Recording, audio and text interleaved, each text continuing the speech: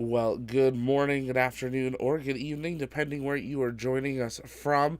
Welcome back here to another live launch coverage on the launch pad. We're so glad to have so many of you here with us. Thanks for those hanging out in the chat in advance of us going live. Great to see so many regulars in the house. If it's your first time here, welcome. My name's Zach. I'm the host here at the launch pad, and here at TLP, it's our mission to inform and inspire the explorers of tomorrow and we believe space is better together. So we invite you to be super active in the chat.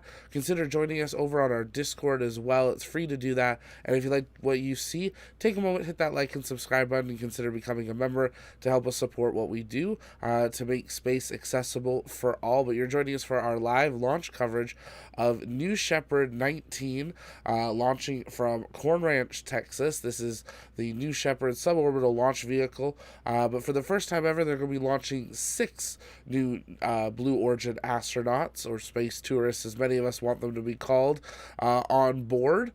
So there's no crew, there's no pilot, there's no really anybody from Blue Origin. All these people have gone through their training and will be launching together, which is something we did not expect to see. We expected there to be some sort of representative on board, but they are showing that the vehicle is so automated and the sequence is so smooth that once they close that hatch, these 6 people can go alone, which is quite amazing to see.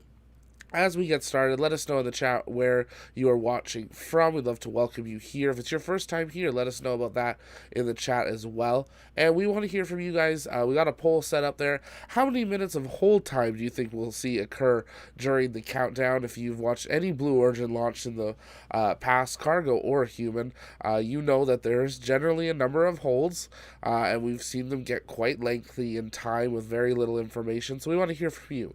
0 to 20 minutes, 21 to 40, 41 to 60, or do you think over an hour? And once we see 100 votes in there, we'll check back in and see where the results are. But as I said, today's launch is from Launch Site 1 at Corn Ranch, Texas. It's a suborbital trajectory. The first stage is going to land about 3.3 kilometers or 2 miles downrange from the launch site. This is the 3rd human flight on the New Shepard launch vehicle, but the 19th New Shepard flight altogether. Today's booster is NS4, or New Shepard 4, and this is its 5th launch.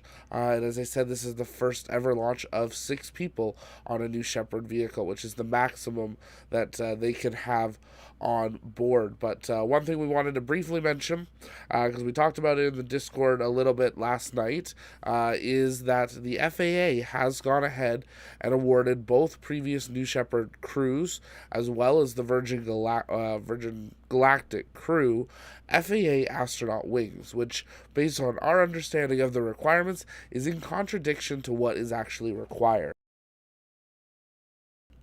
We're waiting to get more information from the FAA on why they made this decision, or maybe it was just how these organizations actually registered them. From our understanding, to get the FAA astronaut wings awarded, you had to have gone through a certain amount of training. You also had to have a practical role that made sure the mission was safe. You also had to be conducting research or other studies. There's quite a few requirements. I wouldn't think you could do those on 3 minutes in 0G, but who knows? So we're waiting to hear some more information, but we thought we'd bring that quick update to you here, as we did a video a while back on what it takes to get astronaut wings based on the FAA's regulation document they updated this summer, but it looks like they've gone ahead and done the opposite of that here today, but we'll wait and see. Now, we know New Shepard and Blue Origin, of course, will play a get-to-know the crew video probably a couple times during their live broadcast here, but we'll just quickly run through who's on board. A couple really exciting names. The first one, the most exciting one, is Laura Churchley, or more people will know her as Laura Shepard. Laura is the daughter to Alan Shepard, America's first man to take a ride into space on Freedom 7, who then later went on Apollo 14 to walk on the moon. And when they announced this mission, announced that she was on board, I tweeted it out. I said, what an amazing family story. You know, one generation went from pioneering humanity to actually looking to the stars and going to space and then to the moon, and now you've got a normal everyday civilian getting to go on a suborbital flight as well. So quite exciting for that to see.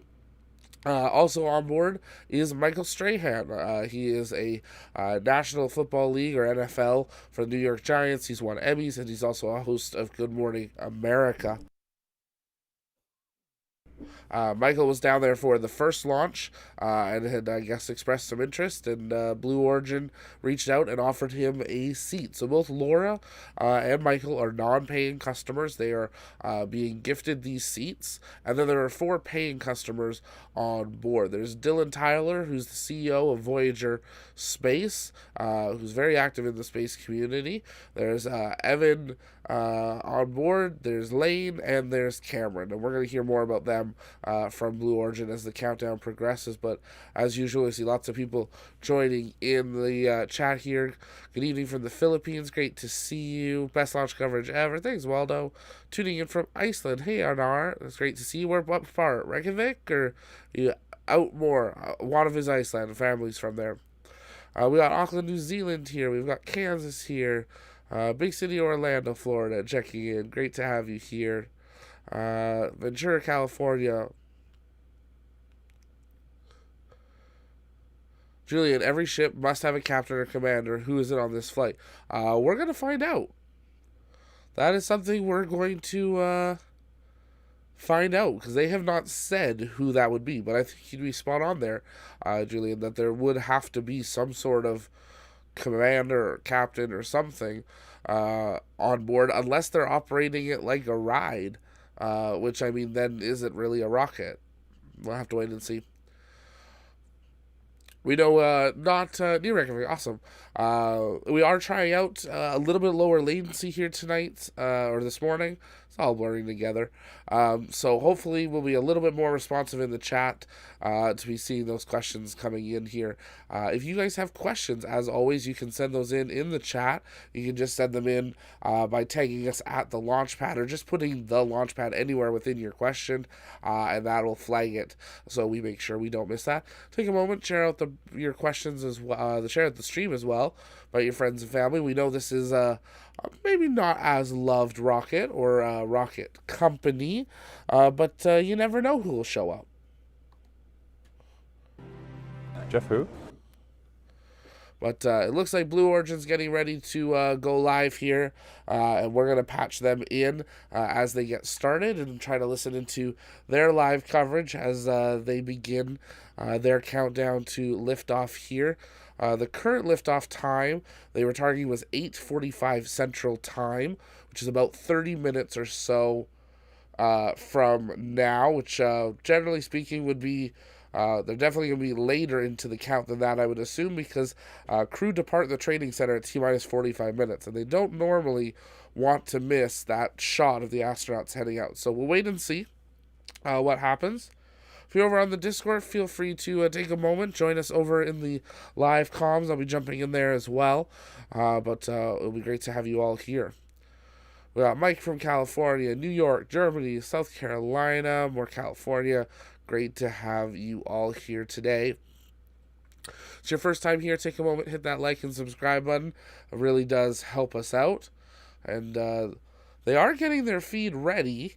It went to black a couple of times here, so we're going to wait till they actually get it started, and then we will bring that to you. A couple key moments that we are expecting during the count today. T-minus 45 minutes, crew departs from the training center and moves to the launch tower. T-minus 33 minutes, the astronauts will board the crew capsule, which is where we should be that's why I'm an hour earlier. It's where we'll be in about an hour.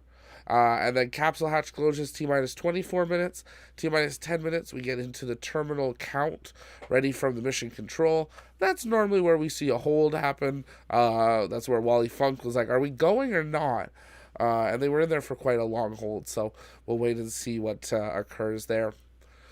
Seeing over 50 votes in the poll so far. How many minutes of hold time do you think? 37% think under 20. 33% think 21 to 40 minutes. 10% think 41 to 60 minutes. And 20% think over an hour. I want to hear from you. Click on that little blue bar in the chat. It'll have a poll in there. You can click an answer, and it's free to do that. Also, as always, it is launch day over on the TLP shop. So if you'd like to head on over there, you can use promo code launch day and get 10% off of everything on the TLP shop. Now, at this point, we're not guaranteeing arrival for Christmas, but it is possible, but we can't guarantee it.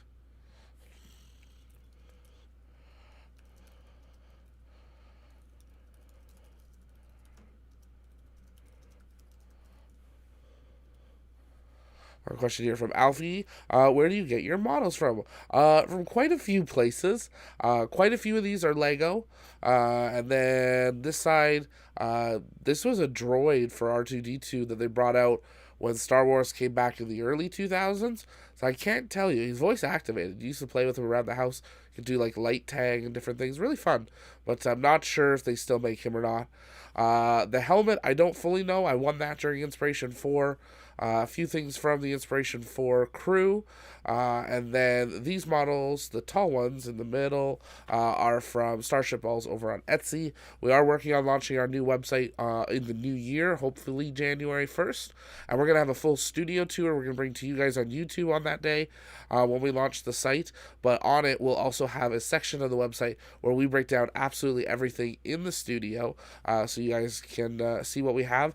And we might even have some promo codes for you guys to where you can pick some stuff up. Some of the stuff that we don't have, we also have Amazon affiliate links. So if you do want to pick it up, if you order through our link, it's another way that you can help support what we do by picking that up. So stay tuned for that. Yes, it is a 3D printed helmet. Is there any news on BO development? Nothing super much. And here they go. They're starting a feed here. I loved science. When I was a kid, I would make model rockets. I would take them out to a field and do the countdown and launch them, and I think they're all still in trees around my parents' house. By the way, I'm 49, and there's a model rocket that's on its way to being finished in my home. So it's not like I've given up on any of that stuff. My head has always been in spaceships, astronomy, chemistry, physics, biology. Now finally I have the privilege of kind of indulging an adventure in a way that I just never thought would actually happen. We have way too many problems on Earth, and that is exactly why we need to go to space. We need to start to find new ways to solve those problems. I think it's by creating innovation fueled by science and engineering and math and the technology that brings it all together. Once you see the world from a far enough perspective and you think differently about borders and how we are like one human race and we live on this very fragile planet, I think this is all about solving the problems on Earth. Welcome back to Earth. Looking for a status check. Astronaut DeVries. Astronaut DeVries is the best he's ever been. I was saying to Leah as soon as I got off, it's like, I don't think I can describe that, but I'm gonna try. Having gone to space is just incredible. It really is a dream come true. But I feel like democratizing space and equity and access are really important. There are so many things that we'll learn by traveling to space, and we need to make sure that as many people as possible can participate in that, and as many people as possible will benefit from it. I will go on record in saying I am predicting that's going to happen with space, but we're all going to have to get there together.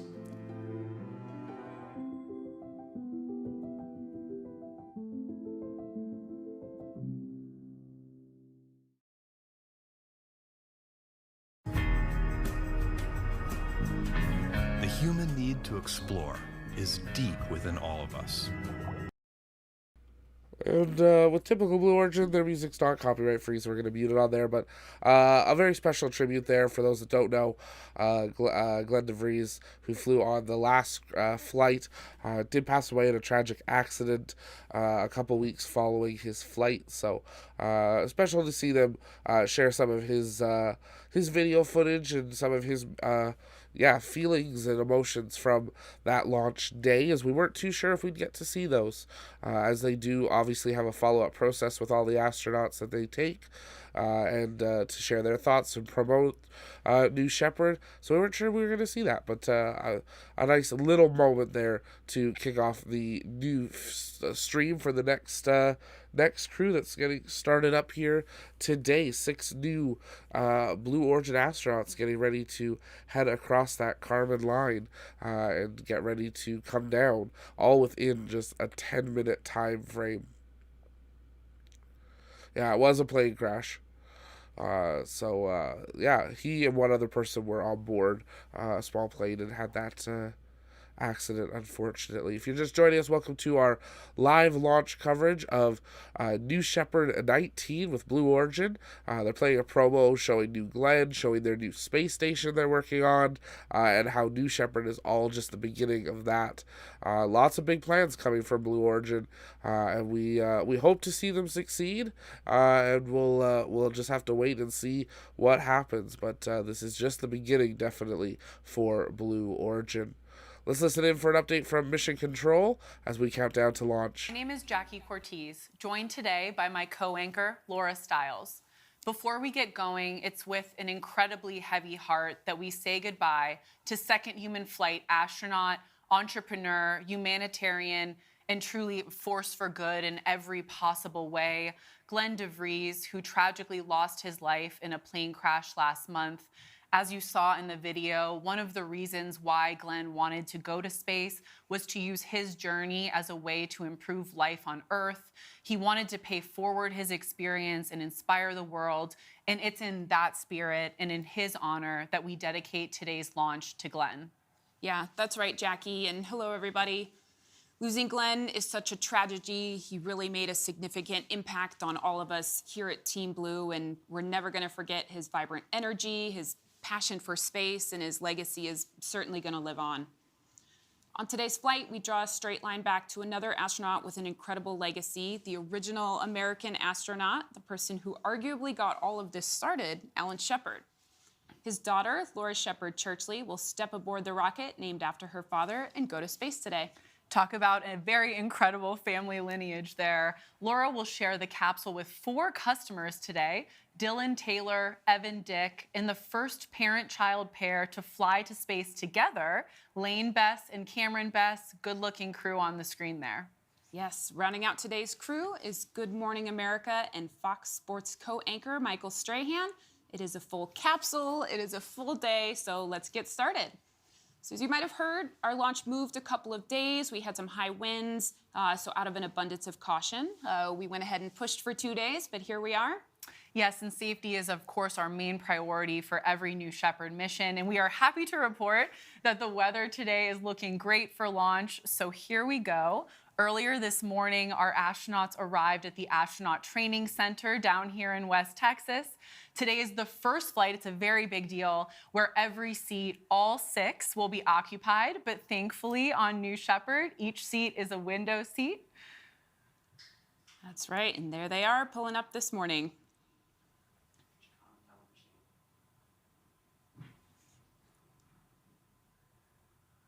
A lot of excitement and energy from the crew, even at the early hours of the morning here. Even when it's dark outside, yes. So every flight for New Shepard is a step toward our mission of building a road to space. These 6 people will become numbers 602, 603, 4, 5, 6, and 7 to fly above the Kármán line, the internationally recognized boundary of space. That's right, and just considering that for a moment, of the over 107 billion people that have walked on Earth, just over 600 have ever been to space, and at Blue Origin, we certainly aim to grow that number quickly. Exactly, so already in 2021, we've flown 8 people to space on the same New Shepard rocket that we have sitting out there on the launch pad right now, and after today, that'll be 14. So, Jackie, next year, we expect to fly many more. Here at Blue, we see every mission as an opportunity to inspire the next generation, and with Laura Shepard Churchley on board today, whose father inspired an entire generation to look out at the stars, we feel a responsibility to ensure we continue to make progress toward our long-term vision. Right, and we're starting to see a common thread amongst everyone. We've had the absolute privilege of flying to space, and the common refrain among them is just how truly moving it is to see the Earth from that vantage point of space. It's a reminder that just a thin line of atmosphere stands between us and the vastness of space. Yeah, absolutely. And Jackie, on the last mission, I was lucky enough to be out at the crew capsule So recovery lucky. landing Very site, lucky. I know, and standing nearby when William Shatner was just speaking, so eloquently, really truly from his heart about seeing Earth from space, and just, moments after he had touched down from the capsule. It was remarkable. It was a moving moment, and it was certainly one that I will never forget. When you're up there, you see this beautiful, vulnerable, blue planet. Remember, it's just our origin. And you guys are here at the beginning.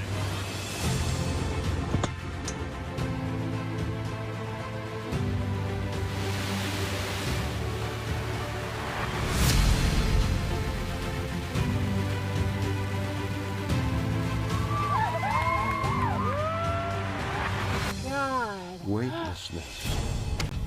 Oh, Jesus.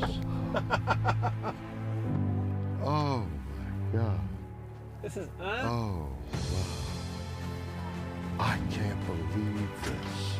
No description can equal this.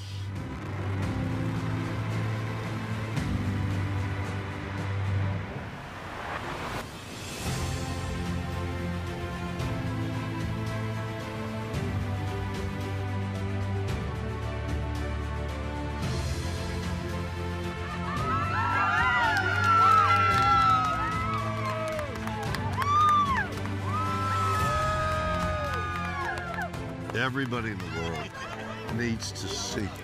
There is Mother and Earth and comfort, but what you see is black.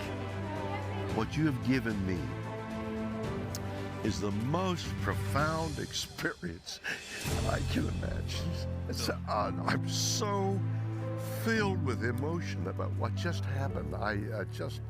It's extraordinary, extraordinary.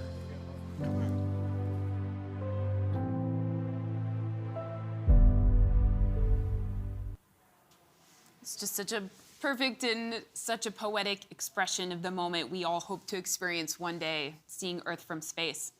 And we've now heard from each of our astronauts just how special that moment is, seeing that thin line between our beautiful home and the blackness of space. Exactly, and that's a big part of the answer to the question of why does all of this matter? It's an important reminder for us to look at the big picture, which is we need to protect our planet for the next generation. There's only one Earth and its resources are finite. So from the design of our vehicles to how we work with our communities when building, refurbishing, and expanding new facilities, this core value of preserving Earth is absolutely foundational to everything we do here at Blue. What we're doing today affects the next generation and the next generation beyond. And recently, we actually heard from some pretty smart kids to get their thoughts on the Earth and its future.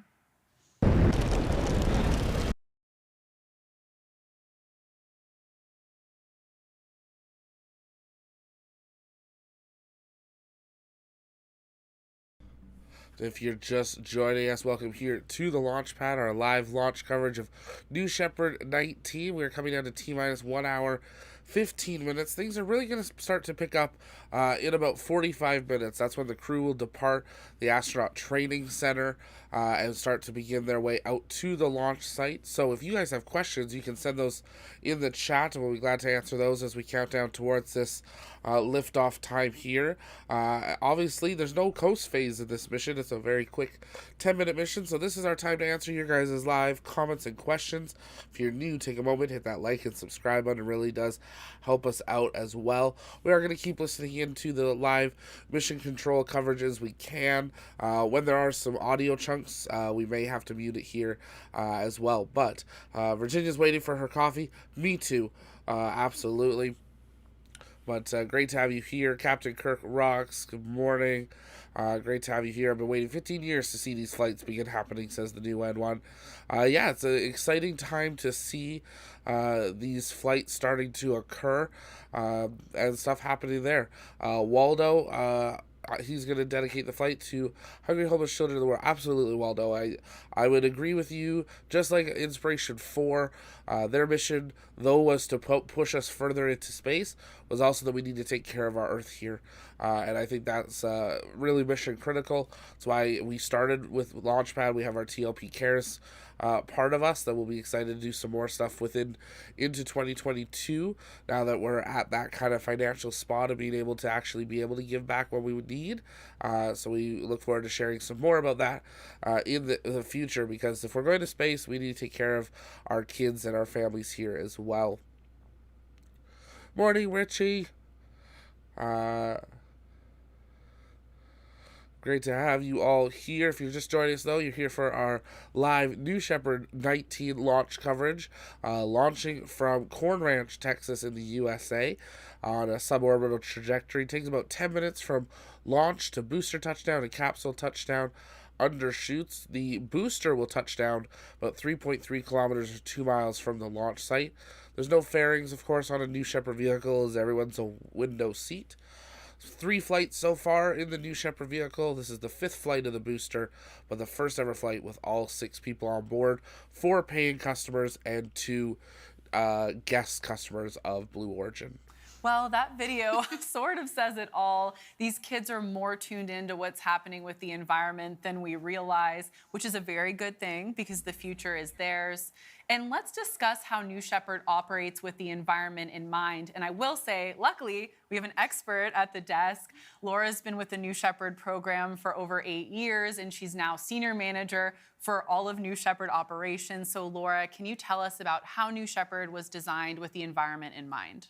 Yeah, so Jackie, in just one word, reusability. So the entire New Shepard system has been designed for operational reusability and minimal maintenance between those flights from day one. So this is to decrease the cost of access to space and also to reduce waste. So regarding the vehicle itself, nearly 99% of New Shepard's dry mass is reused. So the propulsion module or the booster, the capsule, the engine, the parachutes, nearly everything except the propellants and some of the engine and other pyro igniters that we have on board. So in addition to that reusability, New Shepard's BE3 PM engine is fueled by a highly efficient and clean liquid oxygen and hydrogen. And as we just heard from some of those kids very there, smart kids. the only byproduct there from New Shepard's engine combustion is the water vapor with no carbon emissions. So BE3 engine for New Shepard is designated PM for the propulsion module, and that's because a different variant of that same engine is going to be used on the upper stage of the New Glenn orbital vehicle, so BE3U. We're also going to use it on the lunar lander. And that's really, that's a very foundational thing about New Shepard program. All of the learnings from the suborbital program, like reusability, are going to flow into our other programs so we can get smarter, more efficient in everything that we're designing, building, and operating. So yes, everything we're doing here at Blue is intentionally future focused. It's exciting things like, liquid oxygen, liquid hydrogen can also be used for in situ resource utilization and exciting future things on the moon. So very future focused here. We understand it'll take time to realize our long-term vision of millions of people living and working in space, but we have to keep chipping away now. We can't afford not to. There's adequate resources in our solar system, both in terms of material resources and energy, to support trillions of humans. Once we can build a road to space, we can move that polluting industry into space, harvest resources, and relieve our planet of the environmental and resource stressors we're experiencing every day on Earth. Yeah, that's exactly right. So it's a massive goal, and we're really just in the earliest days of observing this historic shift from how we're going to get people to space and from space, and it's all in service of making this beautiful planet that we live on healthy again and ensuring that that next generation has just as much or more. So with that, let's take a quick breather and check out New Shepard on the pad.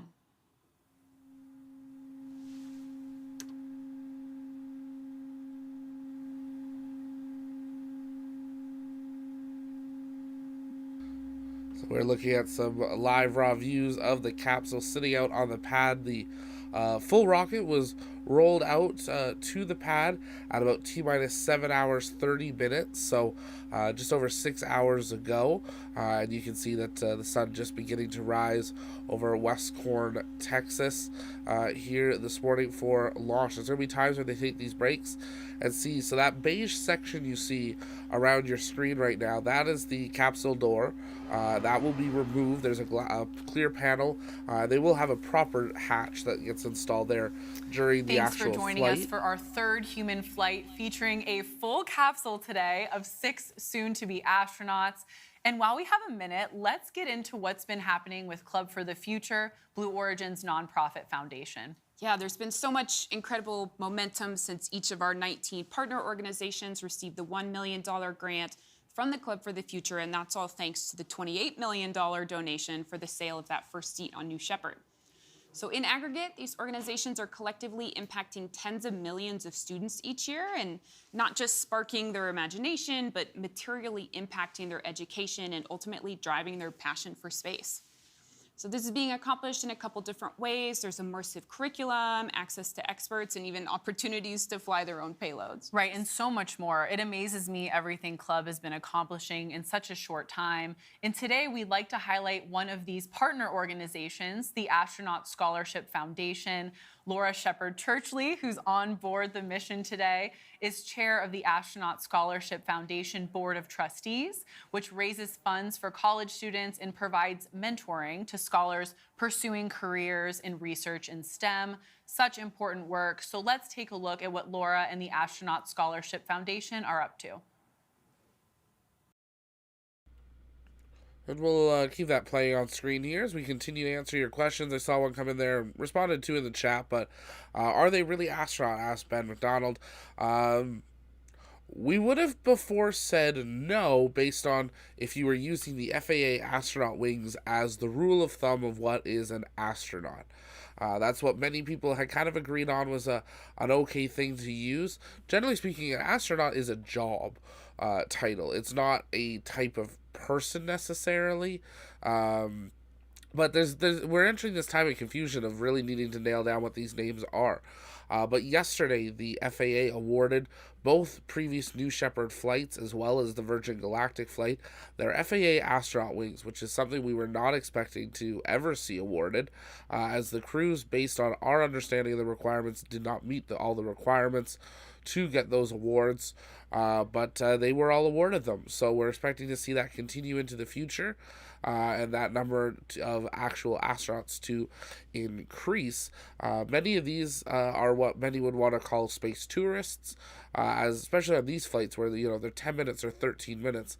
Something like Inspiration 4 or something like we're seeing with MZ up at the International Space Station right now with Soyuz, those are astronaut missions. They're there for many days. They're doing research and science and medical data, and they're doing a lot of stuff to actually go and work and live in space. But something like this where you're going up for just 7 or 8 minutes, is that necessarily an astronaut? Well, as they're flashing the things on screen, didn't we call the first people with Mercury and Gemini and all that also astronauts? So we're walking a fine line of where do we say yes, where do we say no on those titles. And unfortunately, there is no kind of straight answer at this time.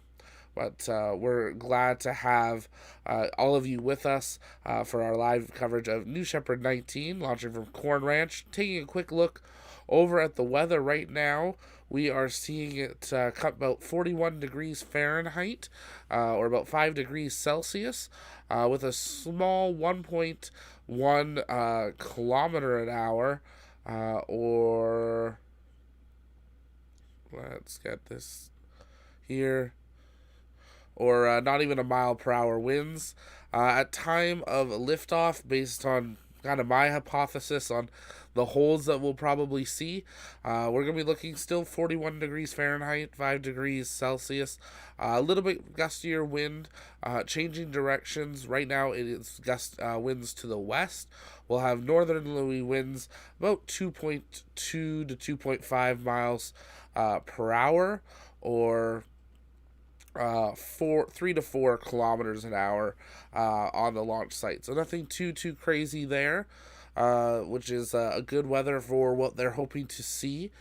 Sunrise is at 8:48 a.m., which is why we're seeing that sunrise as they go out to the viewing of the launch sites there. And no participation is expected here today, and it's supposed to be a fair, clear day as well. So hopefully we'll have some great views of the launch. On board, they're showing the coin that each crew member is awarded by the crew member 7 as he seals off them to be ready for flight. We may get to see some video footage here, and if we do, we'll cut in to the crew receiving these coins from their crew member 7. Normally we see that right before walkout. So walkout expected in about 20 minutes from now. So we'll expect to maybe see that coin handout in just a few minutes. That's just one of the many things Blue Origin does as a little symbol of token of completing their training.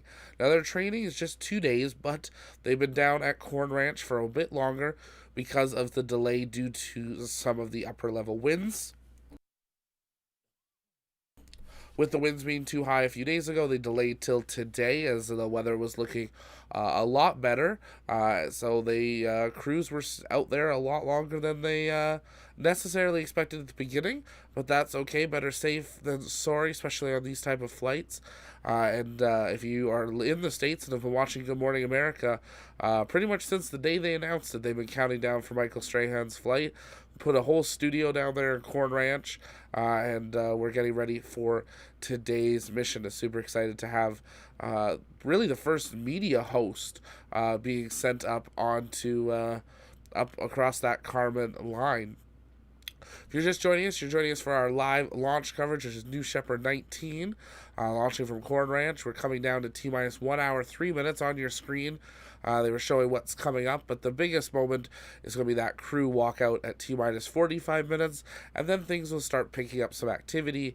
I'll actually have some things to be watching as the crew makes their way to the pad, up the multiple flights of stairs, and out to the launch vehicle where they'll go through their white room, they'll ring their bell as they cross, and then they will board the capsule and get ready for their flight. You're seeing a live view of the booster there out on the pad as the sun begins to rise over Corn Ranch.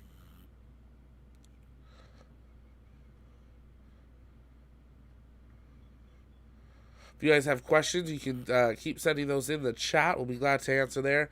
There's a look at the bottom of the engine and the booster there. This is the 5th flight for NS4, the fourth booster in the New Shepard fleet. Right now they have a couple different boosters operational. One of them they're using for their crewed missions, and one they're using for their cargo missions. We're going to take a listen in here as they break down who's on board. Laura Shepard Churchley is in seat number 2. She's the eldest daughter of Alan Shepard, the first American in space, and also the 5th person in history to walk on the moon. So she'll be following in these very iconic footsteps on board the vehicle bearing his name. Of course, and next flying in seat number 1 is Michael Strahan, 2-time Emmy winner, Peabody Award-winning journalist, Super Bowl champion, current co-anchor of ABC's Good Morning America and Fox NFL Sunday. Very illustrious resume there. It really is a privilege to give Michael this opportunity to experience space. So many kids around the world have looked up to him for so long. And what's very unique about Michael is that he just recently came around on wanting to experience space. That's right. Next up, we have Dylan Taylor on the rocket today, seat number 3. Dylan is the chairman and CEO of Voyager Space and a very active pioneer in the space exploration industry. He's also the founder of the global nonprofit Space for Humanity, which seeks to democratize access to space. So Dylan recently announced Buy One, Give One, which is simply to donate to worthy causes here on Earth the equivalent of a ticket price for spaceflight, which is exactly what he's doing as part of his flight today. What an amazing initiative. And next up in seat number 6 is engineer, investor, ATP-rated pilot, and philanthropist Evan Dick. As part of Starfighters Aerospace, Evan is no stranger to badass flight vehicles, similar to my co-anchor, who is a professional skydiver. But Starfighters operates the world's only fleet of flight-ready F-104 supersonic aircraft. You see Evan flying one, looking very relaxed, and I certainly wouldn't look so relaxed. Yeah, But he looks great. He's built for this. He is built for this, absolutely. All right, then rounding out today's crew is a historic tandem in seats 4 and 5, the first ever parent-child duo to go to space together. Lane Bess and his child Cameron. And just how cool is this? I would love to go to space with my dad. So Lane, the principal and founder of Best Ventures and Advisory. Prior to that, he built notable cybersecurity firms, Scalar and Palo Alto Networks. Lane also serves as a member of the Carnegie Mellon University's Board of Trustees. Go Tartans. Had to. Wasn't supposed to, but had to. Next up, Cameron Bess is a multi-platform content creator with a passion for creating and expressing themselves in ways that can brighten a person's day. They've dreamed of experiencing zero-G since launching model rockets as a child with their dad, and that dream incredibly is coming true for both of them in about an hour. So there they are, today's crew, a crew that has very fittingly named itself the Original Six. We're very excited for each of them, and we're also really excited to hear their stories once that capsule touches down. In meantime, let's talk a little bit more about Laura Shepard Churchley. Yeah, so Laura has spent her life extending her father's legacy in her role as the chair of the Astronaut Scholarship Foundation Board of Trustees, where she raises funds for college students and provides mentoring to scholars pursuing careers and research in STEM. So the foundation was created back in 1984 by the original Mercury 7, which of course included her father, Alan. So here's some perspective from the woman herself, Laura Shepard Churchley. I've always loved space. Daddy used to take us out at night to look at the stars. We'd lay down in the cool grass and look up. I'm Laura Shepard Churchley. I'm the daughter of astronaut Alan Shepard. One day, he said, Laura, come out with me to the end of the driveway. I want you to help me find something in the sky. And sure enough, we saw it. I saw it first.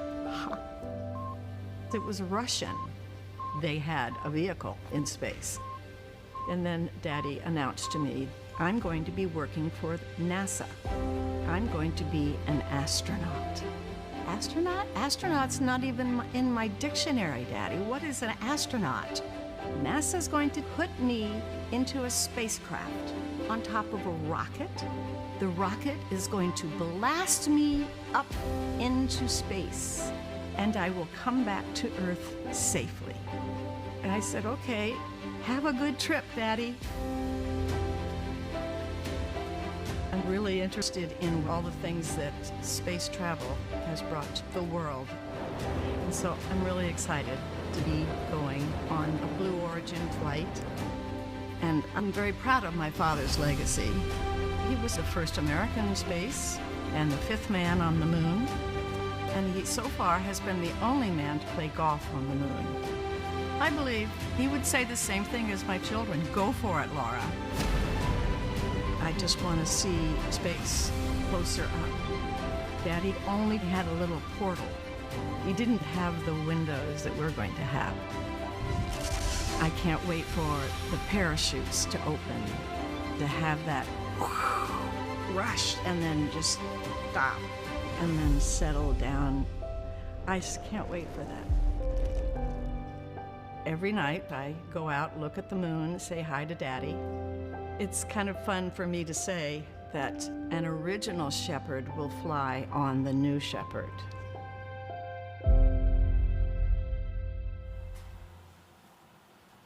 I just love that an original Shepard will fly on New Shepard. That's great.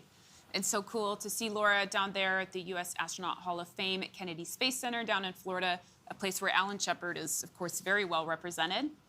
And one thing we're thrilled to provide Laura with today, much more volume in the capsule and much bigger windows than her dad had in the Freedom 7. So pretty clear from this graphic, Laura Shepard Churchley's ride will be significantly roomier and more comfortable than her father's.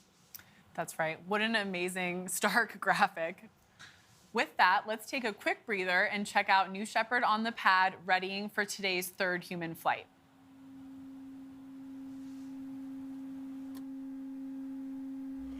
I don't know about all of you, but I did not expect the window difference to be that much. I knew there was obviously a difference. And just like that, T-minus 55 minutes, we're in a hold. We'll take a moment, check in on our poll. 183 votes in. 0 to 20 minutes, 42% of you. 21 to 40 minutes, 25%. 41 to 60 minutes, 10%. And over an hour, 23%. Well, the first hold is beginning here. We're going to start a clock on one of our devices here. And we're going to see how long we're going to get in holds here today.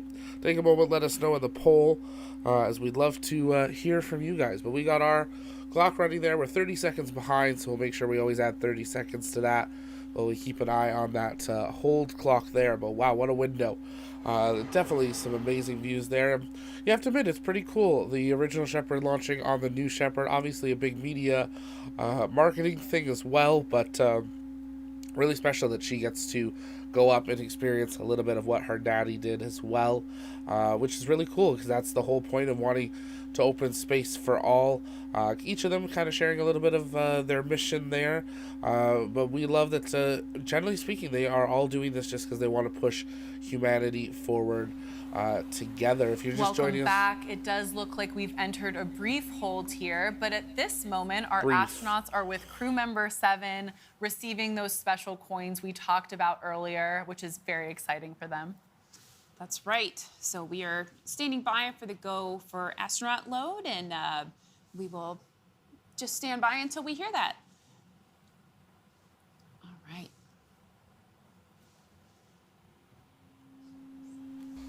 Awkward transition. Yeah, they're probably working with crew 7 doing the coin handout. 6 is more than 4.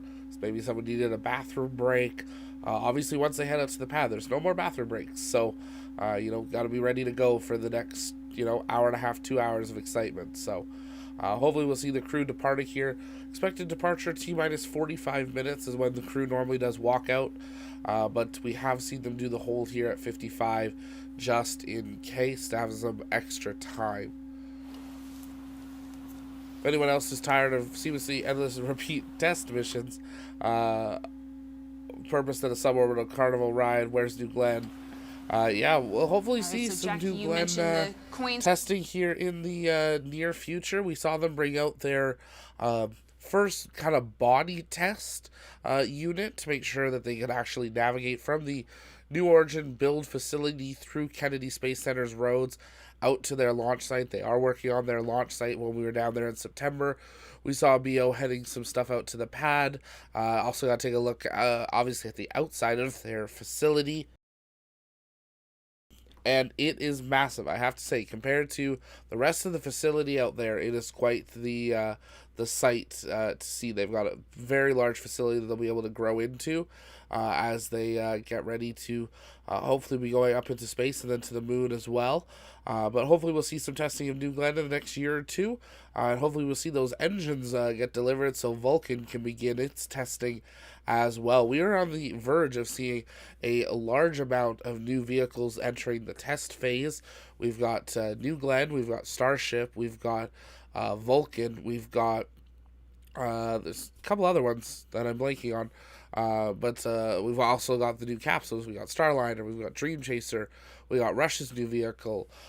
So lots of exciting things coming up over the next couple of years entering their test phases, as well as some of the smaller rockets, Relativity Space, Firefly Aerospace, Astra.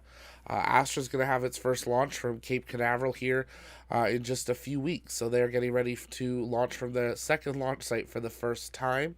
If you're just joining us, though, welcome here to the launch pad, our live launch coverage of New Shepard 19. We're in a hold.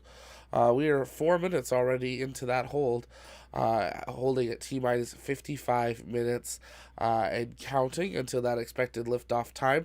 Now, holds can be for a variety of reasons. This early into the count, generally speaking, we'd say it's probably because of the crew finalizing some stuff. Once the crew's on board, then it becomes more due to weather, logistics, the rocket, something that they're wanting to make sure is ready. Could be as simple as just making sure the range is clear for them there. Obviously, we expect to see some beautiful drone shots like we normally do with New Shepard, something different than we see with Falcon 9 or any of the others. But that's because of the type of rocket it is. It's a much smaller rocket. much smaller explosion radius if anything were to happen. It does still have the safety evacuation if it needs to jettison the capsule for the crew safety, similar to Crew Dragon, in the way that it releases and separates at that speed. But there's going to be a lot of ability they're able to do with different cameras, just because of the scale of the launch facility compared to something like Falcon 9 or any of the others. But keep sending in your guys' live comments and questions in the chat. We'll be answering those as the count continues. But it is a very small rocket. You're right, Past the Bucks. If you look there, you've got 1, 2, 3, 4, 5, 6, 7, 8 flights of stairs. And you are up on the white room and the walkway. Now on this view here, I'm gonna kind of point straight above me. You're gonna see them go up these stairs, and there's kind of a white room at the very top with a windsock on it. That's their safe room, and of course they cut away. That's the safe room. That's where they'll have their final get ready checks before they actually walk out to the pad. But if anything were to ever happen and they have an emergency warning, that is where the crew can evacuate from the capsule, as well as any of the crew member 7 or support crew out on the pad will be able to run and jump into that white room. And that is a safest place they can go in case anything were to happen with the rocket itself. Alright, so keep sending in your questions, and we'll continue answering those as the count here continues. I did not... Which question, Julian? I didn't see a question come in, sorry.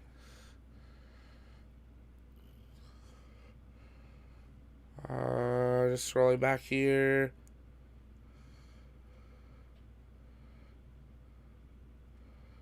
I didn't see any questions there, Julian. Sorry. But it's great to have you all here. Take a moment, send in those questions. Take us at the launch pad so we see them. Also, if you're new, take a moment, hit that like and subscribe button. You guys passed 12.6K today. We're so grateful for that. We're on the road to, we want to see, can we do 15K by the end of the year? I think you guys can do it. But take a moment, share out the broadcast, invite your friends and family to join us. And take a moment and let us know in the poll what your thought is. How many minutes of hold time do you think we're going to see? For the 42% of you so far that voted 0 to 20 minutes, it's going to get pretty tight. We're already at 7.5 minutes, and we know that there's going to be another hold at some point in this launch sequence. So let us know your thoughts there. 21 to 40 minutes getting a bit more popular, but we'll check back in there when we get to maybe 300 votes or so, maybe 250. If it's your first time here, let us know in the chat. We'd love to welcome you here, or just let us know where you're tuning in from. We love knowing where this community of hopeful future astronauts are all tuning in from. We know we got people all over the world. For those of us in North America, at least on the West Coast, a nice, bright, and early morning launch here. But excited to see another one of these take off and hopefully have some success. Ryan's asking, how often do they plan on sending these up? Seems like frequency is increasing. They've had a lot of interest for these flights. I'll be honest, I've sent in the paperwork myself and gotten some stuff back for them. It would be, I think, an amazing opportunity. Obviously can't afford it right now, but you know, maybe 100,000 subscribers, then we book a suborbital flight. I think that, you know, we'll take you along the way. Maybe we'll see what happens. But definitely something, just trying to learn more about even what that whole process is. You know, in fact, I'm 25 and have sent in paperwork requesting information to buy a suborbital spaceflight ticket. If you told me that 2 years ago, I would have thought you were kidding. Let alone 5 or 10, is really, really fascinating. So they do want the frequency to pick up. Obviously, they need to make sure the capsule and the booster is safe. They also do want to eventually, from what we understand, have a fleet of these vehicles. So, you know, even though one's in refurbishment, another could be launching. They also have their cargo variant, so they want to be launching cargo ones as well. But they've definitely been putting out a few. This is the third, you know, within just a few months. They haven't said an exact frequency yet, but as frequent as safe, I think, would be what they would eventually hope to do, just with the thousands that really have expressed interest in going, and the hundreds that have already paid deposits to go on board new Shepard. Really nice thing with it is it's 2 days of training. You know, for something like Crew Dragon, you're talking 6 to 9 months of training. NASA astronauts, you're talking years, if not decades, before a flight, depending on the generation. You can see there the count has resumed. So we're going to pause our countdown timer there, almost at that 10 minutes of hold time. But we'll see how many more hold minutes we add on to that clock as the countdown continues. We're expecting crew rollout here in less than 10 minutes. But great question there, Ryan. Thanks for sending that in. Bulletproof, I assume the safe room is for the ground crew since the capsule abort system should be the safest protection for the crew, depending on where they are in the loading, yes. If the crew has closed the capsule and then the issue occurs, then yes, the crew would stay on board the capsule and that would jettison. But if they were in the loading process, it would be kind of a mixture of the two, because they don't arm the evacuation capsule system, obviously, until the capsule is closed. So that's what we're seeing. Looking into mission control there, as well as a view out to the pad. They got it all decked out, a little festive. Nice to see there. Kings, good morning from Arizona. Good to see you. Paula's in Philadelphia. Great to have you here.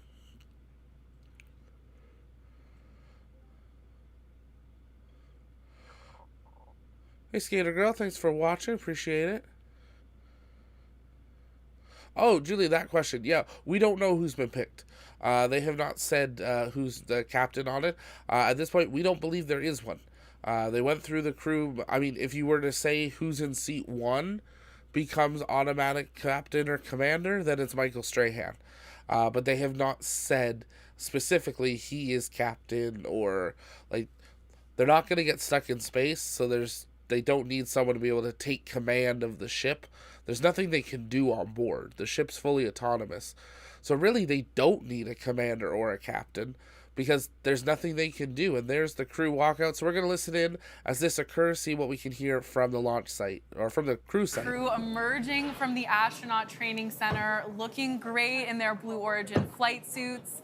The gentleman you see there in the black flight suit, that's Kevin, our crew member 7, who is the other half of Capsule Communicator. So Kevin and our Capsule Communicator, Sarah Knights, work hand in hand together. We'll see Sarah on, oh, there she is. There's Sarah on the console. We'll be hearing a lot more from her later in the show, as she'll be communicating with the astronauts once they're on board the capsule and all the way through their flight. So at this point in the mission, our astronauts are loaded into the Rivians, and we're just waiting for that go for astronaut load call.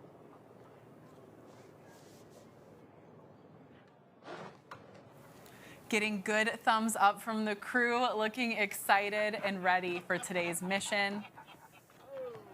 Jackie, it's so exciting to see 6 people. This really is a big moment for the New Shepard program. Absolutely. As you likely recall, our first and second human flights each had 4 passengers. Today is our first with 6. Very exciting.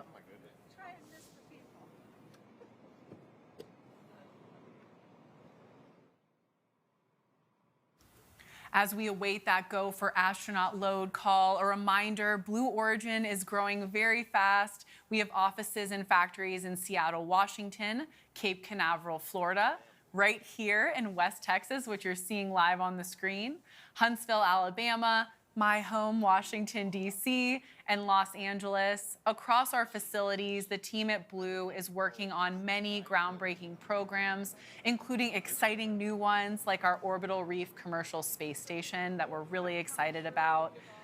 Yeah, we had some big news about Orbital Reef recently, right? Yep, that's right. And actually, as you can see in the car with our astronauts, our founder, Jeff Bezos, 5-star Uber driver. 5-star Rivian Uber driver there.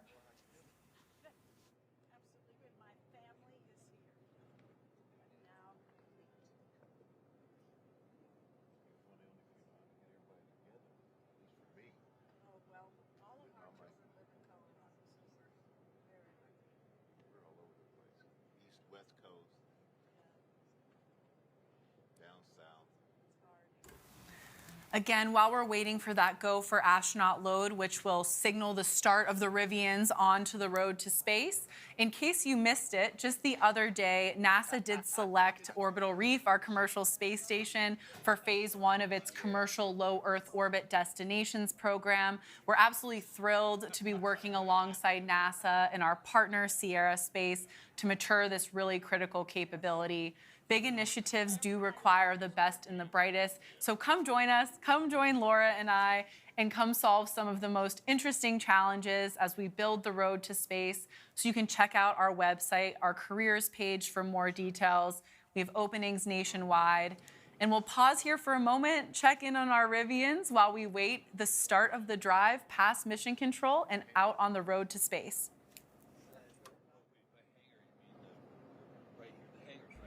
And if you guys want to learn more about Orbital Reef, you can head over to our channel. We'll try to drop a link here in the chat as well. We did a whole introduction video to Orbital Reef, so you can learn more about what we know so far, as well as we have a secondary video talking about the NASA funding and just the breakdown of all of that. So you can check those out. We'll drop the links in the chat here so you can save them to check out for following the launch here.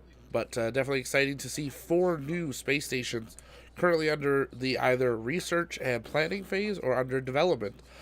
So you can definitely check those out.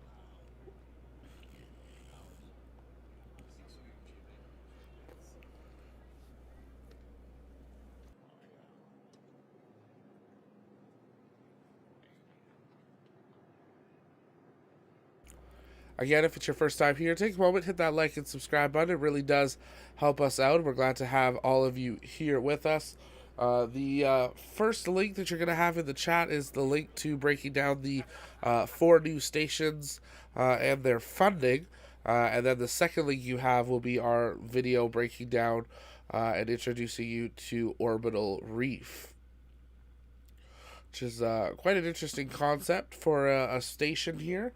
You can see the Rivians there. They're all loaded up. They're ready to go, but they do have to wait for mission control to give them that call out that they are go for astronaut load or crew load to be able to depart from the crew prep site where they were with their crew member 7, got those coins, had their last minute bio breaks, and were able to get ready for launch here. We were expecting this to occur at T-minus 45 minutes. They are a couple minutes ahead of schedule there, but you can see Rivian 01 and Rivian 02 ready to make the journey out past mission control and then out to the actual Welcome back. launch If complex. you're just joining us for today's 3rd human flight, our crew of 6 are seated in their Rivians with their driver, our founder, Jeff Bezos. They're just awaiting that go for astronaut load call, and that will allow them to start their way out on the road to space.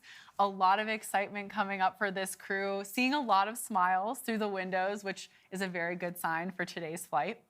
Yeah, absolutely. Definitely a lot coming up in the next 45 minutes. Pretty jam-packed between what mission control is doing, what the astronauts are doing, what the tower crew is going to be doing. Definitely feeling the excitement in this moment. Absolutely. Well, a really great question here from Rocket Dirtle. What are the black things on the roofs of the vehicles? That's a great question. I'm not 100% sure. It may be something to do with the recovery, because I'm assuming these Rivians are also the ones that then get sent out a few miles down to where they meet the capsule when it lands. So it may have something to do with that, but we'll try to take a look into that before the next launch and get an answer for you there. But great question there. I appreciate that. If you guys have questions, you keep sending those in. I know the big thing, why are there stairs and not an elevator with all this money they have? Could they not install a cheap construction elevator? We've seen Wally Funk, then we saw William Shatner, now we're seeing Alan Shepard's daughter. It's like, really? Couldn't we, we're having a variety of ages, and like you do have to have some specific health to be able to do this. But if we want this to be accessible for all, should we have an elevator? 9 flights of stairs is a lot of stairs. There's some healthy people that 9 flights of stairs would not be that comfortable. But we're waiting to hear from Mission Control here for crew rollout. So we're going to keep listening in. Keep sending in your questions. And you're watching our live launch coverage of NS-19. 45 minutes and counting until liftoff. And there they go. And there they go. Laura Shepard Churchley, Michael Strahan, Dylan Taylor, Evan Dick, in the first ever parent-child duo to fly to space together, Lane and Cameron Bess. They just received go for astronaut load-in, and their journey begins. Follow along on the screen at the bottom. We're hearing a lot of excited fans on the road to space today. Oh my gosh, yes, and lots of support there from friends, family. So much excitement from the crowd. So once they pass the porch at Mission Control, they're gonna head down the road to space and the launch pad. It's getting very real. They're on their way. From training to Rivian to launch and landing, flying on New Shepard is truly a once-in-a-lifetime opportunity. And if you'd like to go on that journey yourself, visit blueorigin.com and click Fly to Space.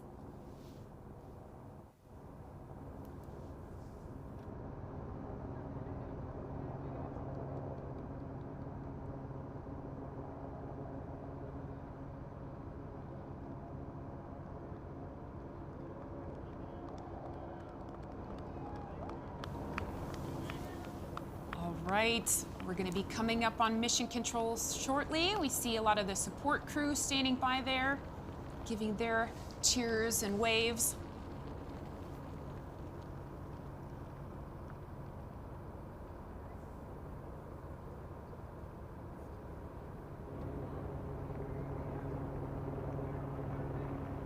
So here as we come up on Mission Control, we're going to have a lot of Team Blue. We'll have folks out on the porch there. Capcom. We've got Capcom, Sarah yes. Knight, wearing the same black flight suit as her other half, crew member 7, Kevin Sprague, who's on board the Rivians with today's crew. Yeah, it'll be just about 20 minutes or so until they hand over from crew member 7 to Capcom. So nice to get a little personal wave there as they send them along. And there's our recovery crews.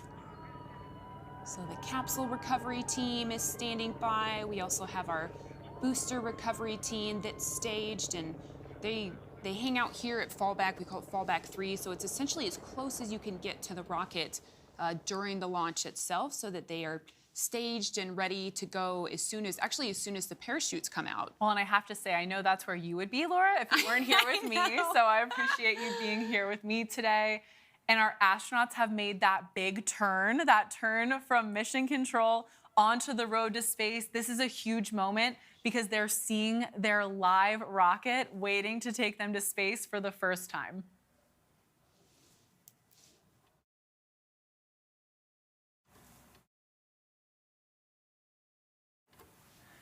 Behind the Rivians right there, you do see our barn where our New Shepard booster, our other New Shepard booster, we have one on the launch pad and one in the barn today.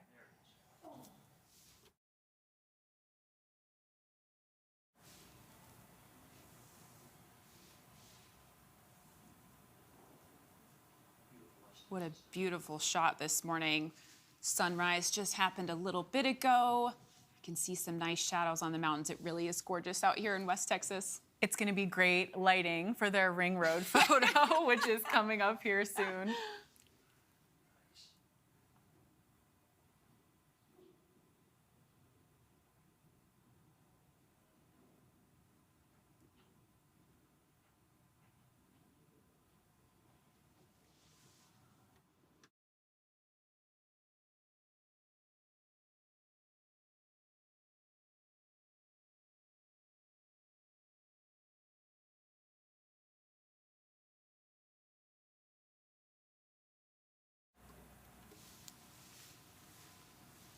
All right, we've reached the perimeter of the launch pad, the ring road. So they are going to head to the north side of the pad here and stage for that photo.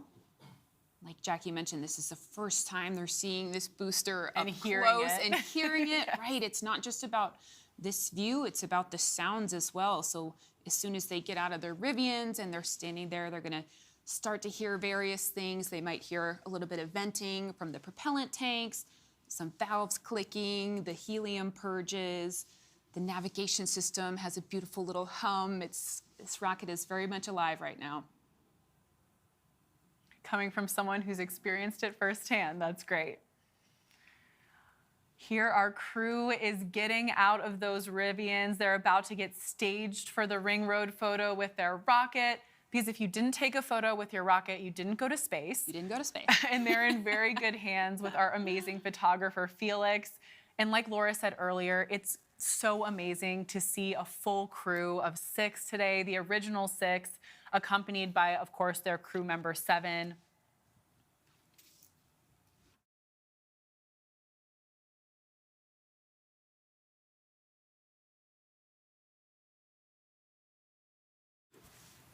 Okay, this is one of my favorites. You gotta see what everybody's special pose.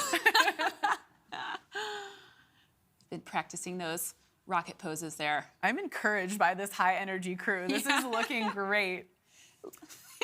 Even running back to the Laura Rivian is there. running back to the Rivian. I love that.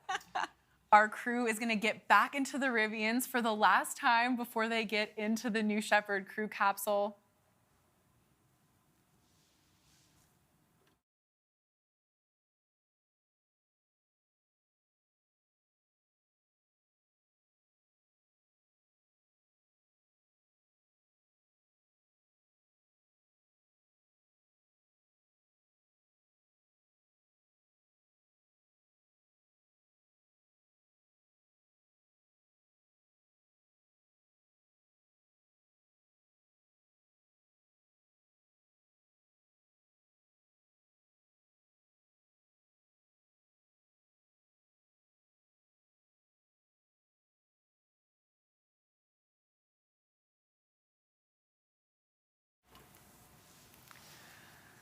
Our crew is coming up here on the launch tower. Next up, as you guys can anticipate, the crew is gonna get out of those Rivians, and crew member 7, Kevin Sprague, is gonna help walk our crew up that launch tower. I remember the first time I ever climbed up the launch tower. It is much higher than I think it looks in the camera, but since we have such a high energy crew, I'm sure they're gonna be up there in no time. Laura, I know you've seen some of the astronaut training process. Can you give us a little more color on how crew member 7 there in the black flight suit is shepherding this journey for the crew? Sure, Jackie. So crew member 7, as noted before, really is the 7th member of this crew. So they're with the astronauts from when they arrive down here in West Texas until they're safely in their seats, which is now just moments away. And that hatch is closed. And then after the flight, they again are there to meet them just moments after touchdown. So during the day's pre-launch, crew member 7 is responsible for providing the training for nominal launch day, as well as how the astronauts would stay safe if anything off nominal happened. So the astronauts have learned a bit about the New Shepard subsystems. They've used a training capsule to practice things like ingress and securing their harnesses, and learned about how to maneuver in zero gravity. As best they can here on Earth, right? As best you can Yes. on Earth, that's right. So yeah, by time these future astronauts have spent their pre-launch days in this training, they will have a lot of confidence, and we will have a lot of confidence that they will be safe and ready to have just the ride of their lives. We certainly have a very prepared crew that's also in great hands with Kevin and Sarah.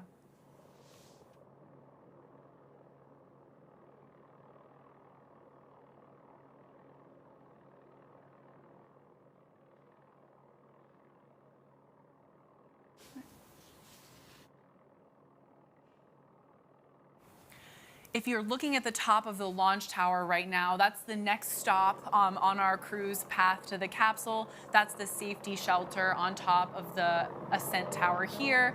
And Felix getting some great shots of them as they head into the shelter.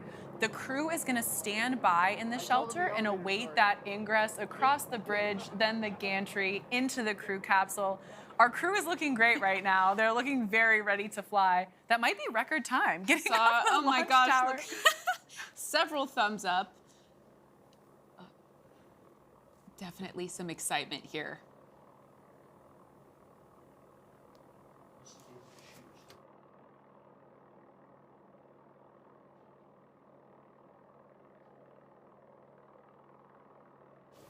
Yeah, so you saw them there just a second ago taking the booties off their shoes, and this is because we want to keep as clean, pristine of an environment inside the crew capsule as possible. Obviously, it's a little bit dusty here in West Texas. So now they are essentially all prepped in their flight suits and their flight shoes and ready to go. With their special guest, of course, our founder, Jeff Bezos, in the security safety shelter with them. Very excited. You know, last time he was up there, we were worried he was going to try and go with the Right. second human flight crew, but all 6 seats are full today, so that's not going to be an option.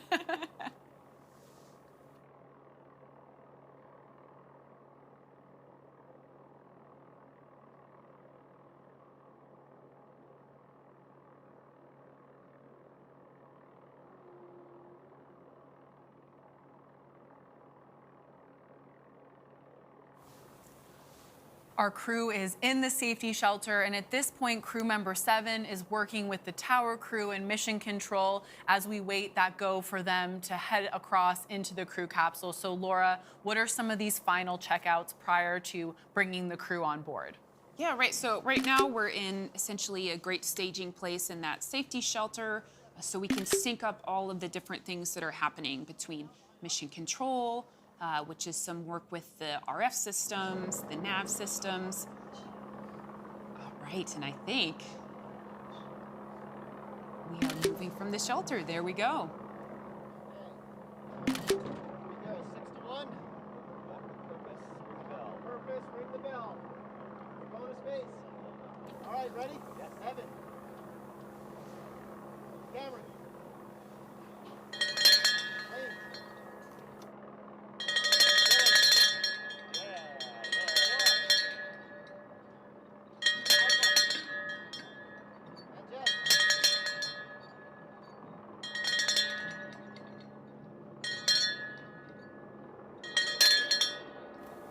All right, so it appears the ingress has officially begun. Those were some enthusiastic bell rings right there. I love that. They were indeed. So heading across the bridge now on their way to the crew capsule. And you might have seen there in that last shot, the sign up on the launch tower, "Light this candle," which is a tribute, of course, to Alan Shepard's famous words just prior to his Freedom 7 launch back in 1961. I love how special that is for Laura Shepard Churchley to see those iconic words.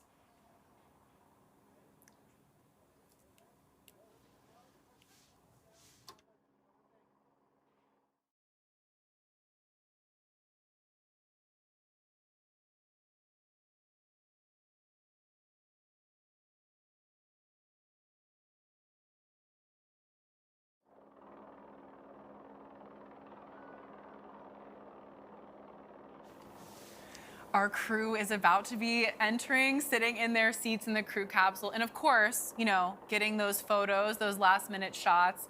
For me, it would be like wedding photos where people constantly are posting them and you're like, when's it gonna end? I would be posting Never. from my space flight for years to come. So very exciting.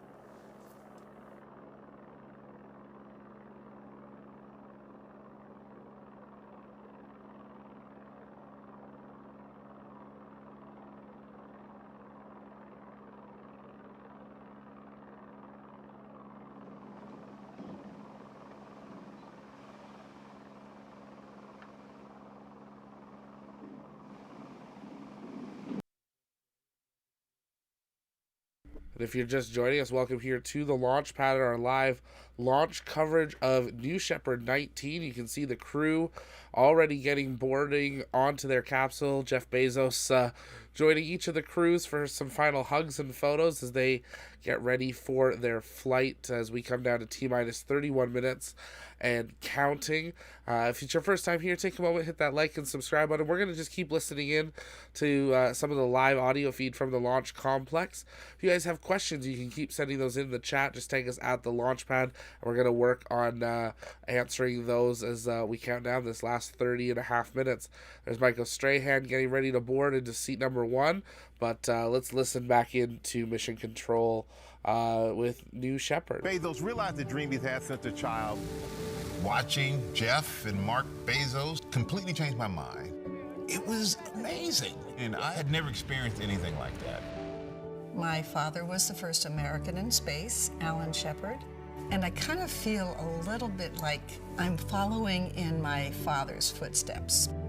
I was attracted to it from a very, very young age. A lifelong dream to actually go to space. I'm a big believer in the power of space to transform. I've wanted to spend my entire career in aerospace, and I didn't get the opportunity to do that. So now I'm just late in my life getting the opportunity to be a part of it. When it became real, I went to the family. I said, who wants to go? And the only person that raised their hand was Cameron. We weren't thinking so much about it being first father and child as much as the opportunity to experience it together. I just want to see the Earth from that perspective and understand how small of a part we are of something so large. I'm doing this because I think the pioneering nature of this is important. We need people who are going to actually demonstrate the way forward, because I think it's a necessary step in the next evolution for humanity. It's certainly an honor to be one of the first LGBTQ+ people in space.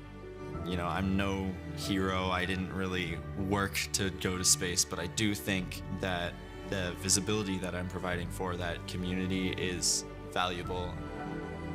I'm very excited and incredibly grateful to be going up into space.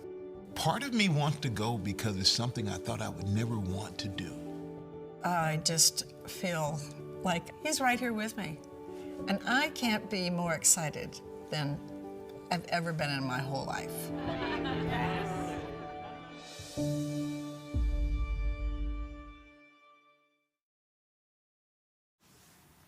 Pretty sweet crew. Wow, I mean, that video gave me goosebumps. It's such, clearly, I mean, evident from the video, it's such a unique shared experience for the crew. The bonds they form down here in West Texas will last a lifetime. I know Dylan tweeted the other day, they have great crew glue. They're an awesome crew, really tight. And at this point, they're in each of their seats, and Kevin, our crew member 7, is helping them into the capsule. He's getting them situated into their seats. We can see all the smiling astronauts through these big windows. Laura, what exactly is Kevin doing right now? What are these final touches before hatch closure? Yeah, so right now they're going through a very critical set of steps. So for the astronauts, crew member 7 is helping them perform a final seat verification. They're ensuring the harnesses are fitted and secured. All while the astronauts pretty soon will start their comm checks with Capcom back in mission control. And over in mission control, they're doing a few other things. They're doing bits on the ECLA system, so environmental control and life support system. So busy in mission control, as well as down at out there also at the tower. We have our tower crew, a few more members of the launch crew that are performing the final vehicle closeouts. So when 7 and the tower crew and mission control are all ready, they will move into closure of the hatch, as well as checking the integrity of the seal on that hatch. A lot going on right now in these final moments before hatch closure. Getting some great shots here from the camera crew. Just saw Laura Shepard Churchley looking very comfortable, very excited in her seat.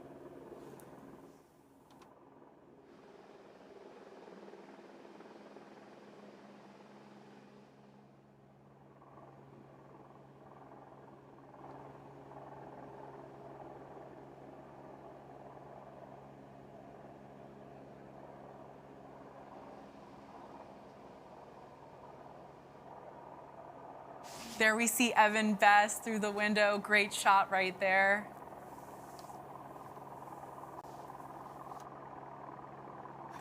Cameron Best and Evan Dick, there we see them. And another important thing we're able to see through the windows right now here is that escape motor right in the center of the RSS First Step capsule. Laura, can you tell us a little bit more about that escape motor? Yeah, so like you said, the escape motor, you can see it in the center there. It's a solid rocket motor, and that would be used in the case of an emergency. It's a pusher system, so essentially the capsule can push away from the booster if something were to happen with the booster. And one of the really important things about our escape system is we call it a full envelope escape. So essentially, in just a few moments here, in about 10 minutes, the capsule will go escape enabled, and it will have that capability all the way from on the pad up until the moment of separation.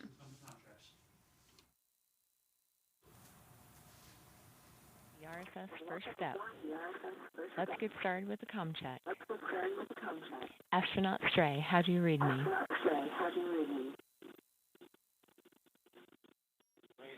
Stray is good. Loud and clear. Copy. Astronaut Weezer.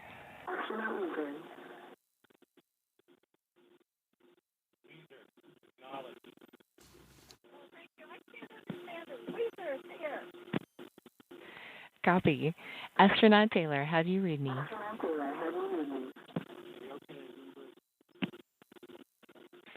Copy. Astronaut Bess, how do you read? Bess is fantastic. Copy. Astronaut Meets, how do you read? Copy. Astronaut Dick, how do you read? Loud and clear. Copy all. All right, astronauts, we are at T-minus 24 minutes and counting. As we proceed, I'll do my best to keep you updated. For now, just sit back and relax.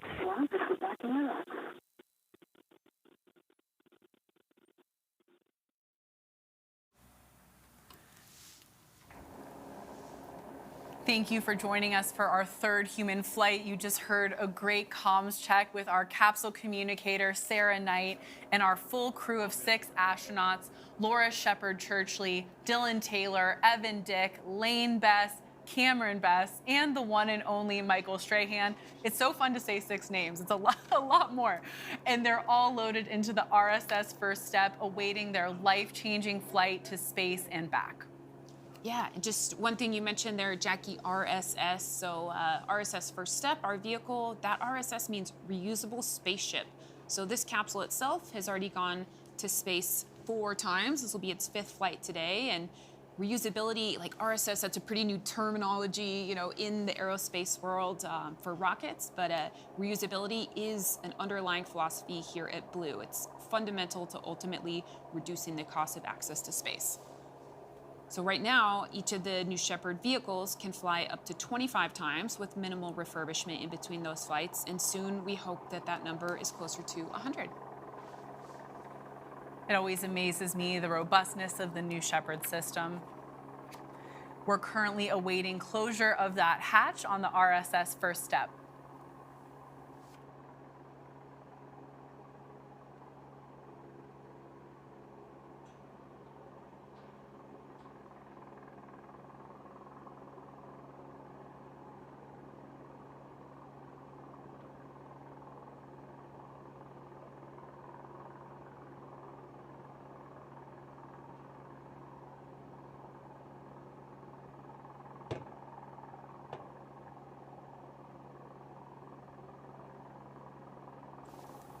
All right, and there is our founder. It's official. Their hatch is closed. So let's toss it over to Capcom. So control, as you can see, the hatch is closed. We're now going to check to make sure it's sealed up nice and tight. I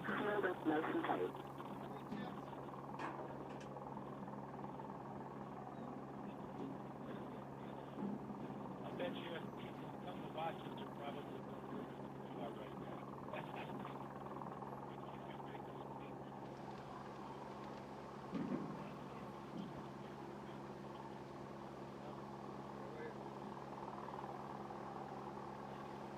All the way out, operator. All the way out. Verify that. Go. Install finger tight.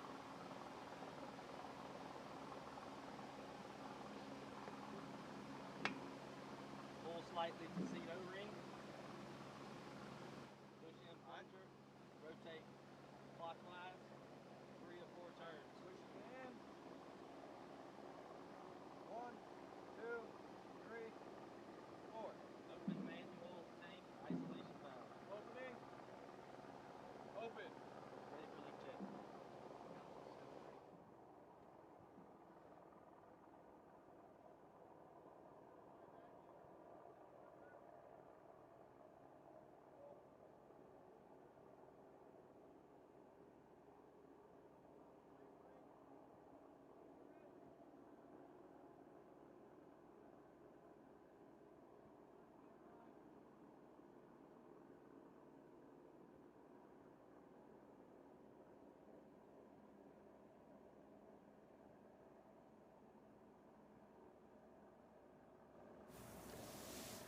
Welcome back. We're just under T-minus 20 minutes until launch. Laura, the hatch is closed. Tower crew is running their final closeouts before they get off the tower. In addition to the 6 flying on board today, our amazing original 6, the spirit of another legendary explorer is going up as well in today's rocket. That's right. So a one-of-a-kind pendant paying tribute to Star Trek's Leonard Nimoy will be on board. So this represents a message that he strongly believed in for each of us to live a long and healthy life with a vision of peace, tolerance, and unity. So a special thank you to his daughter, Julie Nimoy, for the pendant and for sharing his inspiring words. Such a special Star Trek story here. Right, we had Captain Kirk, and now we have Mr. Spock. I just love it. That's right, and I actually also love Leonard Nimoy and maybe a lesser-known science fiction show, Fringe, Dr. William Bell, so any Fringe fans out there, we love Leonard Nimoy. All right, let's take a quick breather, and when we come back, we are gonna have a very special message for our crew from Capcom Sarah Knights.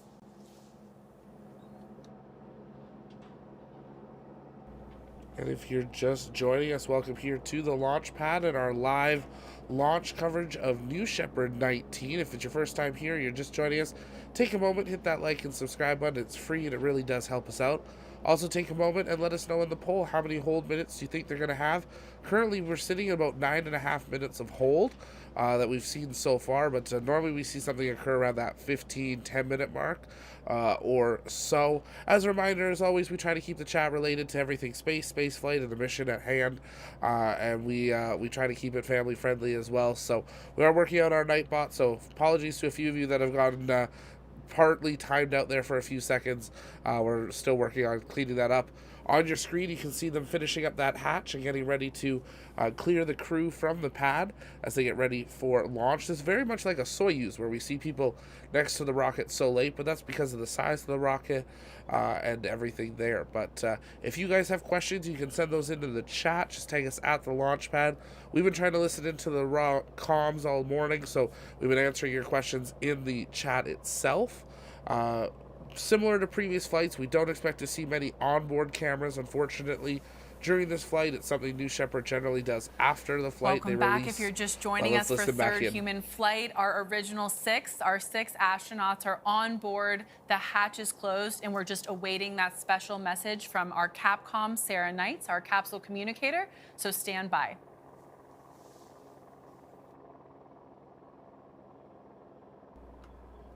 They really, truly are some incredible windows on the New Shepard vehicle. As they said, we're waiting to hear from their Capcom, who's worked with them through their training. It is going to give them some well wishes for their flight as we come down to 17 minutes and counting until liftoff. Keep in mind, we can still see a long hold occur at this point for any reason. And it's pretty usual to see a hold occur because they want to make sure hatch is closed. And then the tower gets pulled back a little bit, and then that crew still has to depart the tower, make their way down those 9 flights of stairs. But the crew is on board. They are strapped in, ready to go. Their comm checks are complete, and we are counting down those last 16.5 minutes until launch. It's your first time here at the launch pad. We cover everything space, but it's our mission to inform and inspire the explorers of tomorrow, and we believe space is better together, so we have full live launch coverage of all the launches, landings, dockings, and special events. We try to cover as many hearings and briefings as we can, too, that relate to the future of space or different regulations like that. We also have exclusive interviews. If you haven't yet, take a moment, check out our 3 new interviews with the future NASA astronaut candidates that were just selected and announced. We sat down with them not even 24 hours after their announcement for some of their first interviews. So we're so grateful for NASA Johnson Space Center for organizing those with us. So we thank them as well. And we've got a bunch of interviews we're working on for 2022 to take you behind the console to get to know the people working at Blue Origin, at SpaceX, and all these agencies who are actually making the work happen, not just the faces you always see on the web streams, but the true, actual hard workers behind the console. So if you work for any space agency or a company that supports a space agency and would consider doing an interview, we ask you reach out to us on Discord or Twitter or send us an email. We'd love to connect with you and get you on the docket to hear your story about how you are making space better together. If you're just joining us, T-minus 15 minutes, 5 seconds and counting until liftoff. They're still working on sealing the door there. So I do expect us to see a hold.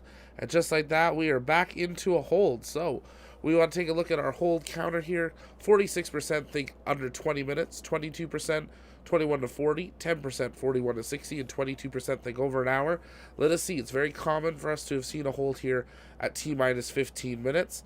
So let's see how long this lasts. We are just passing 10 minutes of total hold time until liftoff here today. Good morning, greetings from Texas. Great to see you, Elle, there. Lots of people joining in. Thanks for being here. Hello from Czech Republic, All right, so we entered a Humberto. brief hold here. We have the tower crew and crew member 7 that are just closing out the last of their procedures. So tower crew, they've done a number of important things here in the last moment up on the vehicle itself. So they've installed the last of the thermal control system. They've pulled some of the RBFs, or removed before flight, from the ECLA system that we talked about. The hatch is closed, sealed. They're taking out the final pins for the escape system, and it will be pretty soon that they are done up there on the tower and will be heading to their fallback location.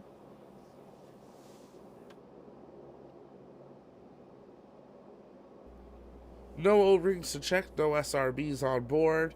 Love to ride this thing, absolutely. First up, Blue Control. As you heard, listen into your Capcom. crew member 7 and tower will be departing shortly. You'll see them cleaning up and eventually descending the stairs. While we're waiting, I have a note from you from our previous New Shepard crew. I'll begin with a message from William Shatner. Dear fellow half-astronauts, you're in great hands today, and only wonderful things will happen. You've survived the biggest test of all, 11 flights of stairs up the gantry at 4,000 feet altitude. I don't know about you, but I was exhausted for the rest of the trip. Good luck, but you don't need it. Fondly, Bill Shatner. This is from Chris Bosshausen. Dear New Shepard 19 crew, congratulations on joining the small but growing community of humans who have journeyed beyond the Kármán line, who've seen the deep of space and the brilliance of Earth from that unique vantage point. The flight will be over before you know it, but the impact will be with you for the rest of your life. Don't forget to take a moment and really look, and bring back one favorite thing to share with the rest of us, waiting breathlessly for you and your safe return. Safe travels, my friends. Astronaut Crispy. This is from Leah, Glenn DeVries' partner. Dear astronauts, you have all dreamed of sitting in this seat, and it marks only the beginning of a profound new chapter. This journey's impact stretches far beyond the timeline of this mission. When Glenn fulfilled his lifelong dream of traveling to space, he came back with a new appreciation for our planet. I hope when you arrive home, you too will take this experience and curiosity to help solve the problems here on Earth. Quote, through new innovation, new technology, and a new outlook on the unity of the planet, together we can build a future. Glenn. We love you to space and back. Safe travels, team. Leah. And finally, from Audrey Powers. In spite of my best efforts, I was unable to get any of you to trade places today. So, I'll be in the next best place, watching you with great excitement from just down the road with Blue Origin team who makes these flights possible. I wish everyone could experience what you're about to, and I'll simply say, in honor of my good friend Glenn DeVries, who lived every moment to the fullest, stay in this moment. Hold on to it after you land for as long as you can, and then share it. Share it far and wide. I wish you Godspeed, New Shepard 19, and it's my great honor to welcome you to the Blue Origin family. Astronaut Audrey Powers. I want to thank the snake bites and the anti-venom for their messages today. And for now, sit back and relax, Original 6, and I'll keep you updated as we move forward. What special and amazing messages. And actually, Chris and Leah, and of course, Audrey Powers, are all here with us in West Texas. So I think that makes this mission 10 times more special. Yeah, absolutely. Just so amazing to hear those words. And it's becoming a sort of tradition here at Blue, and really nice to see that community of Blue Origin astronauts starting to take shape and growing launch by launch. Yeah, the camaraderie across crews is really, it's been amazing. We're going to be out of this hold here very shortly. So with that, let's stand by.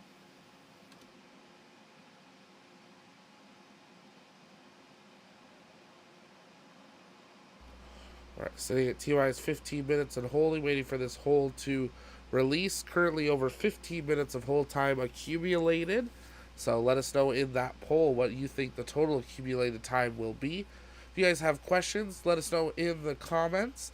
We'll be answering those live as we count down this last 15 or so minutes until liftoff. Some great comments there from previous crew members. It is neat having those getting passed down crew to crew as they all float in the same capsule. So it does kind of link them all together. If it's your first time here, take a moment, hit that like and subscribe button. It really does help us out. We're on the road to 15K by the end of the year. We got some giveaways happening as we count down to the end of the year. And there we go, 15 minutes and counting. That hold is resumed. We are sitting 15 minutes, 45 seconds of hold time so far.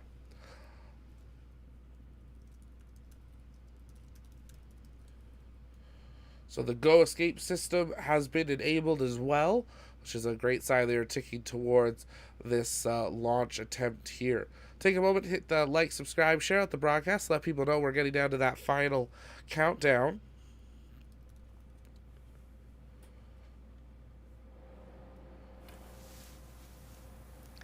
Welcome back. If you're just joining us, our crew of 6 are on board New Shepard. The hatch is closed and we've cleared that hold.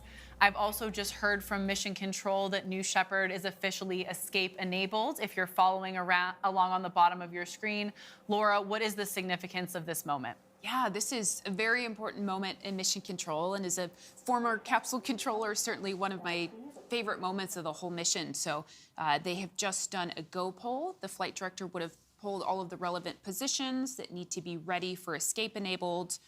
We've gone through the bits. Essentially, the capsule at this point is ready to fly. And we mentioned before, we have this capability, the escape capability, essentially from now until separation. So the whole time, if anything were to happen to the booster, the capsule can safely make its way into the landing zone. Very exciting. So many go polls. Again, that was the go poll for escape enabled. We're just currently awaiting that go, no go polling for launch. With that, let's toss it to the rocket while we stand by for mission control.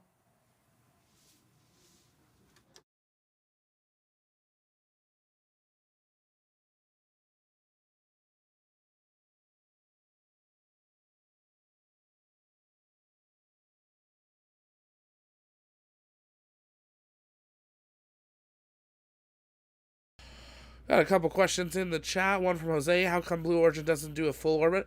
They will in the future. That's their New Glenn rocket that they hope will be their full orbit vehicle and also go out to the moon. New Shepard was always suborbital. It was very much also a test of what they hope to be their lunar lander system. So that is what they did with New Shepard. But eventually we do hope to see them go orbital with their New Glenn. And we're excited to, see that hopefully happen here in the next couple of years. They rolled out not a test tank, but a test body structure of the New Glenn a few weeks ago at Kennedy Space Center out to the pad to make sure that it could get from the Blue Origin facility out to the pad. So now they'll be able to start working on that first test model, and then hopefully we'll see a test flight maybe 2023, but we'll wait and see how that happens. They still have some time to get there. But they are definitely working their ways towards that. They have a huge facility down at Kennedy Space Center. In question, compared to Kennedy, some of it would actually be larger. Not the VAB, of course, but some of the support tower. They've got a lot of buildings and a lot of land that if they need to develop larger buildings or more of them, they can in the future. We're hoping to get in there once the pandemic kind of subsides and we're able to get clearance in there. We're working on hopefully being able to take you into that facility. If If you're just joining us, send in your questions. Tag us at the launch pad. We're at T-minus 11 minutes 30 seconds and counting. The launch escape system is active, so at this point, anytime there's an issue, that capsule could shoot off. Thanks for joining, everyone. We're just waiting for that go, no go poll, so let's listen in. As I said, we're waiting for that go, no go, and we'll listen into that when it occurs. It's your first time here, hit that like, subscribe button. It's so incredible. Almost 1,000 of you watching. Can we get to 500 likes before liftoff? I think it's possible. Also, let us know in the poll what you think total hold time will be. For those that are new here, as always here on the launch pad during launch days, you can get 10% off everything over on our shop just using promo code LAUNCHDAY. We have our suborbital, our Starbase Ugly shirts. We got our stuff for James Webb. We've got our stuff for the Starship orbital flights. Take a moment, check it out. We try to have some great prices there. We're not promising Christmas delivery anymore, but we will try our best to get it there. We are no go on the dashboard. Stand by for status. We're going to listen in here. Their mission control audio is a little quiet today.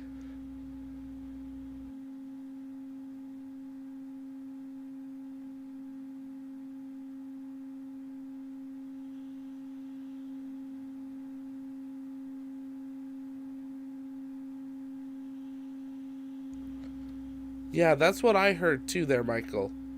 Something about the dashboard? So we're going to listen in here.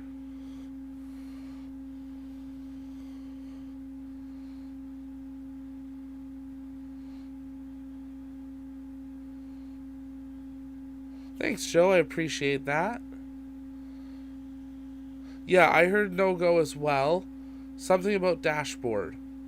So we're going to wait for an update. They are still counting the countdown. T-minus 9 minutes, 25 seconds. So they haven't scrubbed yet. Thanks for joining us for our third human flight. As a reminder, in case anyone forgot, we have a crew of 6 on board. Laura, Shepard, Churchley, Dylan, Taylor, Capsule, Evan, Dick. Go. Booster. Go. Ground. Go. Safety. Capcom. Engineering. Go. This is the flight director. New Shepard is go for launch. Booster, commence the terminal count. Look a flight. So I don't know what we heard there about the dashboard, but as New you have Shepard's just go for heard, launch. we are go for launch for our third human flight. We are so excited for this crew. Let's just take a quick moment and take in the sights and sounds from Launch Site 1 down here in West Texas. We are just about T-minus 8 minutes and 30 seconds until liftoff. We might have heard that the dashboard for the go, no-go wasn't ready. It's possible. We'll rewind and listen to that later for it. But they do actually have to have proper checklists that they tick through, go, go, go, for the FAA. So it's possible that that dashboard wasn't prepared. And that's what they were like, we're not go for the count because we can't check it off. So that's a possibility. But as we heard there, everything's ready to go. Weathers go, boosters go as we come down to T-minus 8 minutes. Are we going to see another hold around that 4 or 5 minute mark we've seen before? We'll just have to wait and see. Okay, we're just under T-minus 8 minutes until our third human flight. We have Laura, Shepard, Churchley, Michael Strahan, Dylan, Taylor, Evan, Dick, and the first ever parent-child duo to fly to space together, Lane and Cameron Best. They are on the capsule. They're harnessed in. The hatch is closed. I'm so excited for this crew. Laura, can you give us a little insight into today's flight profile? Yes, absolutely. We're getting very close to this. I'm going to start us at T-minus 2.5 minutes. So that's when we enter into auto sequence, and the flight controllers at that point are essentially hands off. So we'll have the engine ignition at T0, followed by a throttle up, and then the liftoff actually occurs at T+7 seconds. So then just 1 minute after that liftoff, we will hit max Q, so that's the maximum dynamic pressure, and the aerodynamic stresses are the highest on the vehicle at that point. Then a bit after 2 minutes, we'll have main engine cutoff, or MECO, and at that point, everybody is in zero gravity, essentially, free floating, and very soon after that, the separation of the capsule from the booster. So those vehicles will head up toward their apogee, and we'll follow the booster down because it is going to re-enter more quickly. So As we re-enter, we'll get the forward wedge fins that deploy. The aft fins are steering the vehicle back down to the landing pad, which is only about 2 miles away from the launch pad. Then we have our drag brakes deploy. The engine will restart, we'll hover over the landing pad, and then we will have booster touchdown. So back to the capsule, which is re-entering slower due to its blunt shape. The rocket itself is much more aerodynamic. So the capsule, after the booster has landed, the first thing visually that we are going to see on the video is those drogues deploying. So the drogues come out, they slow down the capsule just enough so that the mains can deploy. They'll deploy in a reefed configuration, and just a few seconds later, they will disreef and open up to their full surface area. At that point, the landing systems are going to engage, so we'll be measuring the height off from the ground. And just as we are above the ground, we will fire our terminal decelerator system. You'll see a poof of dust from those retro thrusters, and we will have capsule touchdown. Yep, and those retro thrusters do kick up some dust, but they allow for a very soft landing for our crew.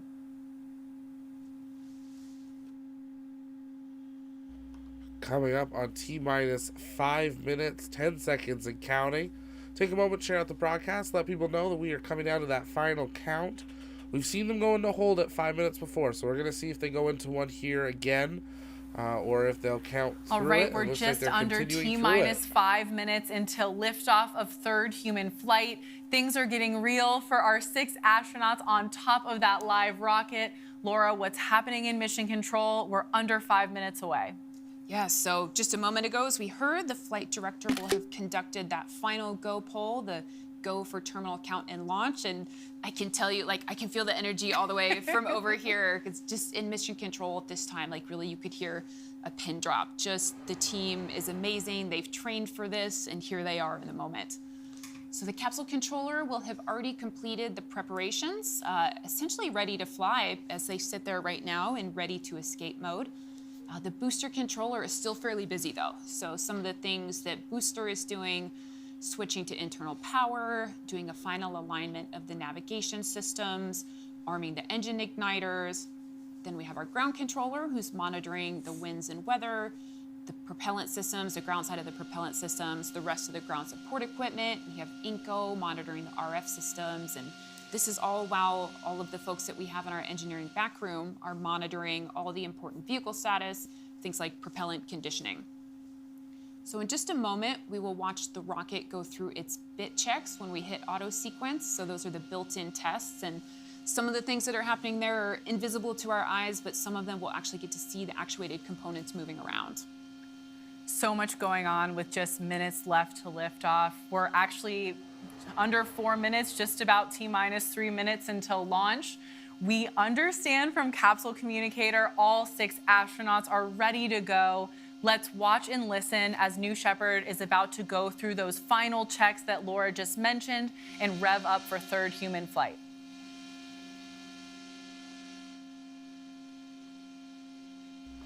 And T-minus 3 minutes and counting. They're proceeding through the count.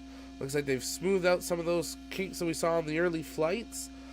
They are ready to go here today. If you're just joining us, hit that like, subscribe button. You're joining us just in time for liftoff here from Corn Ranch, Texas. 6 people on board today for the first ever time aboard a New Shepard capsule. I'm excited to see them launch here in just a matter of minutes. Remember, just 10 minutes from liftoff to booster landing to capsule landing, so it's very quick. I'll move my camera around out of the way as fast as I can, depending where they put information on the screen.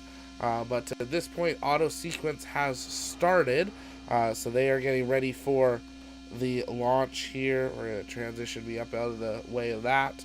Next up, we got pressurization of the tanks, retractor of the bridge, and then a booster check.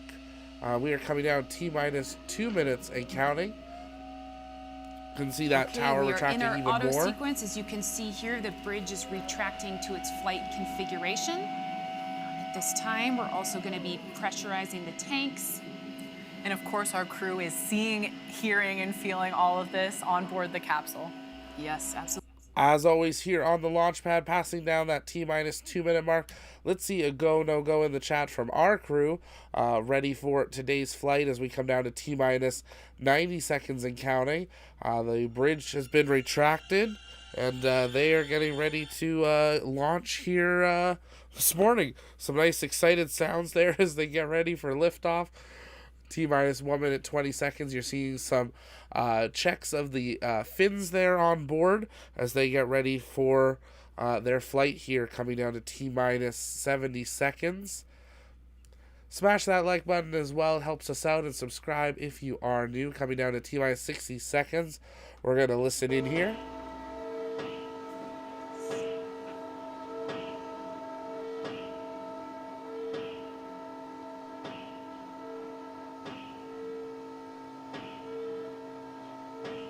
Lucky. We can also see the engine nozzle here gimbaling.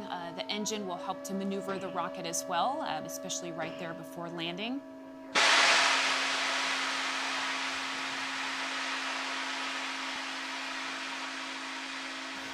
Ladies and gentlemen, we are 30 seconds. It is time to launch this rocket. Godspeed, New Shepard. Godspeed, the original 6. Thank you so much for joining us. Seconds, guidance internal. Minus 10, 9, 8, 7, 6, 5, 4, command engine start, 2, 1,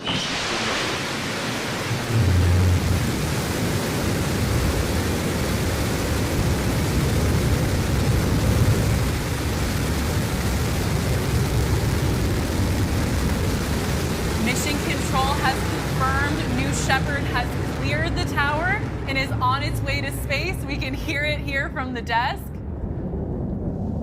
If you're following along with us, you can see on the lower left side of your screen that we're gaining speed as New Shepard lifts off towards space with a full capsule of 6 humans for the very first time.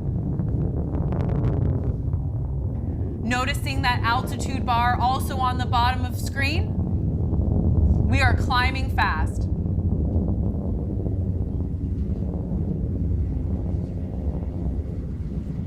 Passing 20,000 feet, already 550 miles per hour.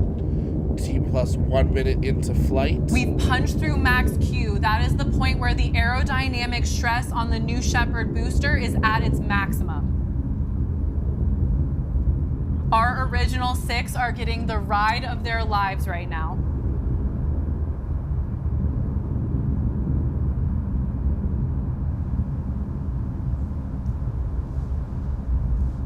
Look at that beautiful BE3 engine in action.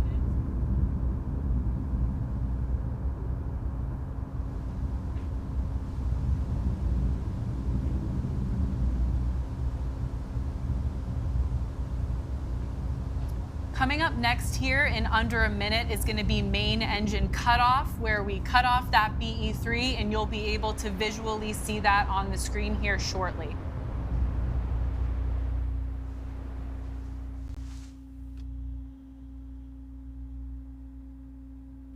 Really smooth launch sequence. T-plus 2 minutes into flight, passing 130,000 feet, over 2,000 miles per hour. We're coming up on Miko. And then once we have that stage separation, that's when they'll begin their about 3 minutes of 0G. They will put a 0G indicator on the screen here. Again, keep in mind, we don't generally see any. There's Miko. And there we see it, main engine cutoff of the BE3.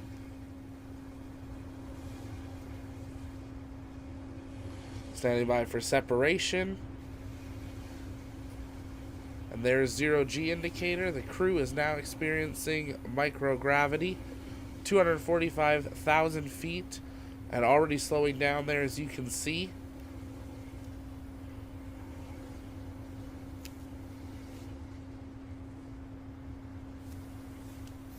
All right, we see the CCRCS thrusters firing.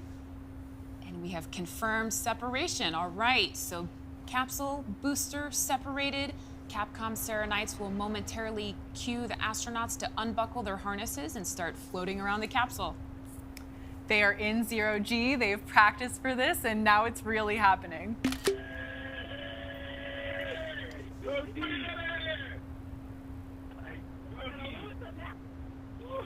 Some raw audio.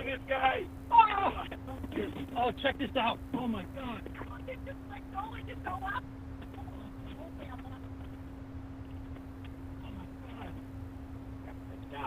Oh my God.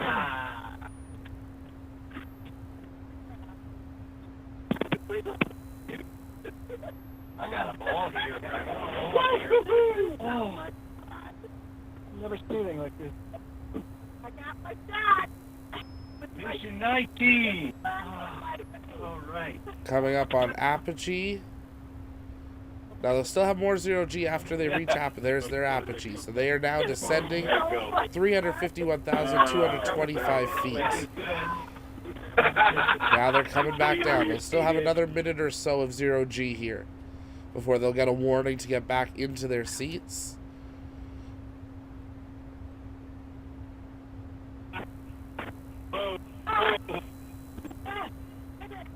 Mission 19. The original set. The original set. You got your seat.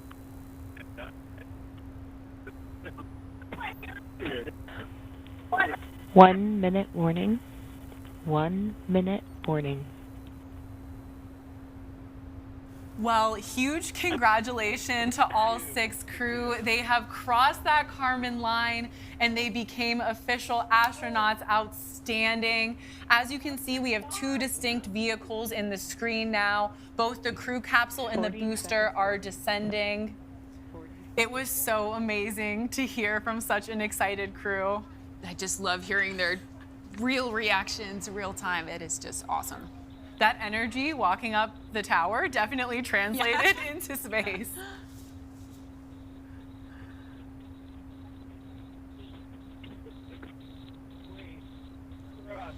They'll be coming up here. A few seconds left. They'll get a warning to get back in their seats, strap back in. That 0G indicator is now gone, so they are now experiencing gravity again. As they begin their descent back, already traveling over 2,200 miles per hour, having descended over half of their altitude already. As you can see, the forward fins on the new Shepard booster have deployed. That booster is on its way back to Earth first.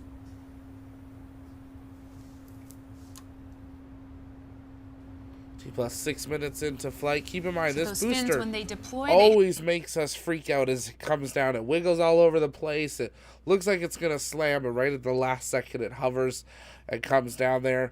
Right now, that the altitude and descent you're seeing is for the booster, not for the capsule. So that's what we're seeing. That will transition to the capsule data once the booster has landed.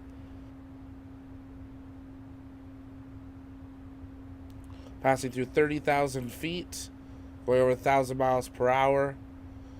We'll see that engine ignition here in a moment.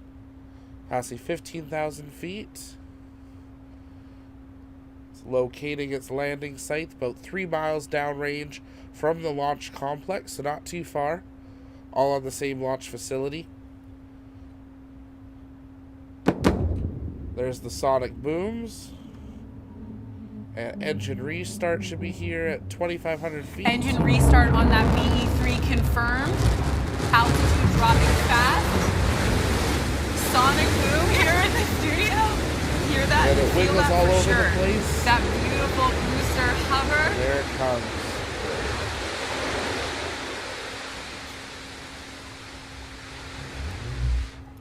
And booster touchdown. Welcome back, New Shepard. A little bit of a fire on it today. A little bit more than we've seen in the past, but we'll see what occurs with that. Thank you so much again for joining us for our 3rd human flight. And here comes the capsule now. You can see 15,000 feet. Now keep in mind, we're going to see drogue deploy, then we're going to be main chute deploy, and then right before they touch down, they'll have a little poof of air underneath of it to try to soften that landing. We'll be coming up on drogues here momentarily. 8 minutes into flight, 2 minutes left in their mission. And there you can see that fire's been extinguished. Look at that booster on the pad, all in a day's work for the workhorse of this operation. All right, and there go the drogue parachutes. That's a beautiful sight, slowing down the capsule.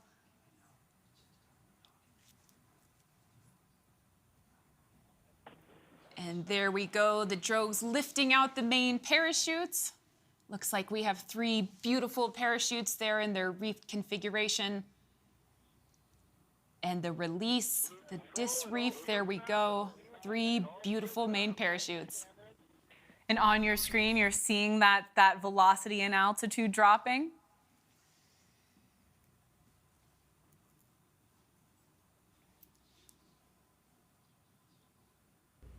Less than 60 seconds generally left. Now this is while where these drone parachutes shots are really come obviously into essential play. in providing a gentle touchdown for the crew capsule, New Shepard also has an innovative retro thrust system. So that's on the bottom of the capsule, and that will make touchdown even smoother for the astronauts flying today. Oh, yeah. Look at that. Where's my phone? I'm going to take a picture. We did it. We did it. Yay! 1,000 feet and we're on the ground. Oh, my gosh. What a blast. I see our shadow, actually.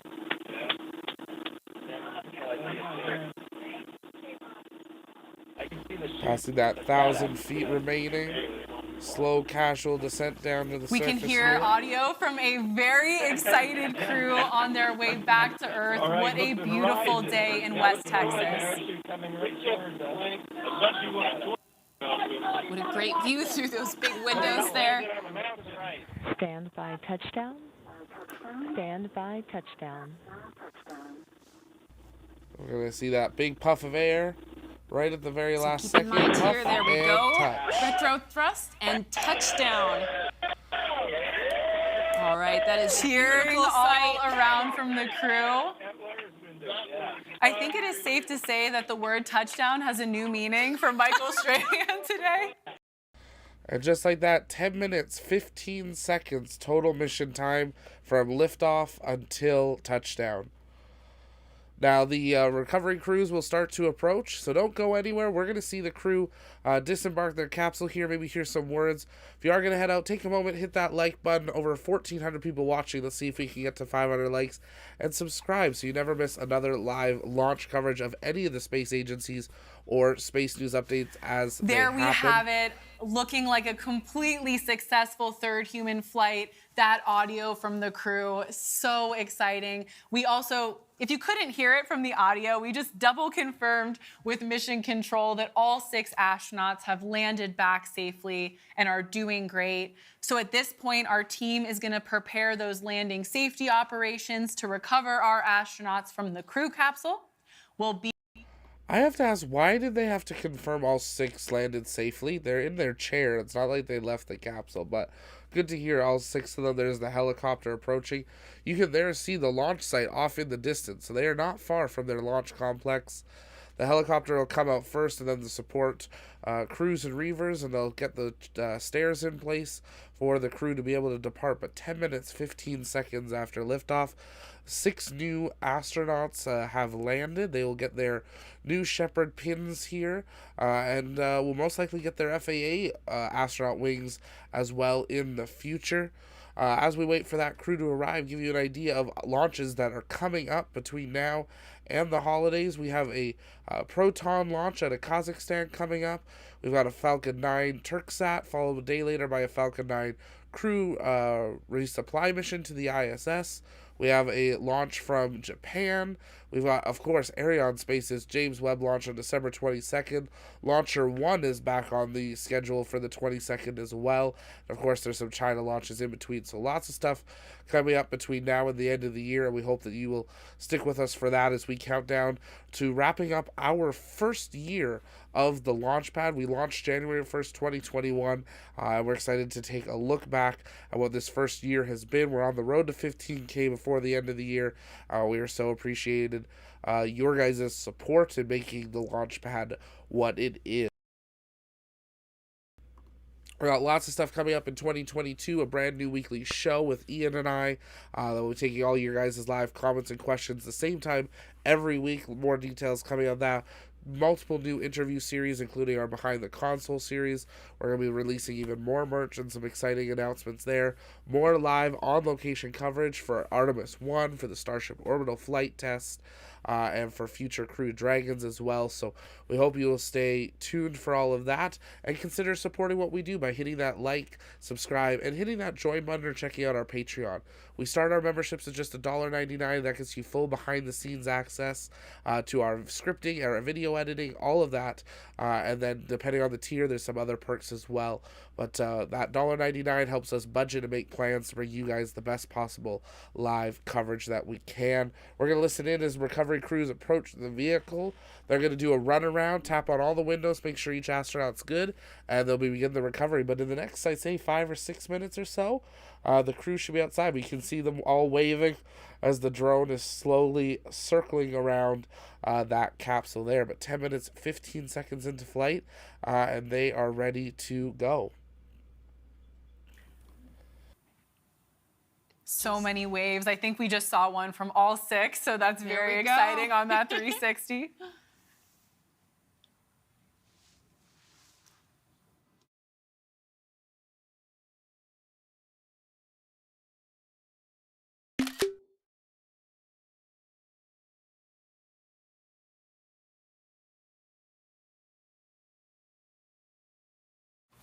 And there they are in view, the capsule recovery team racing out to meet our crew, the original 6 who just became official astronauts.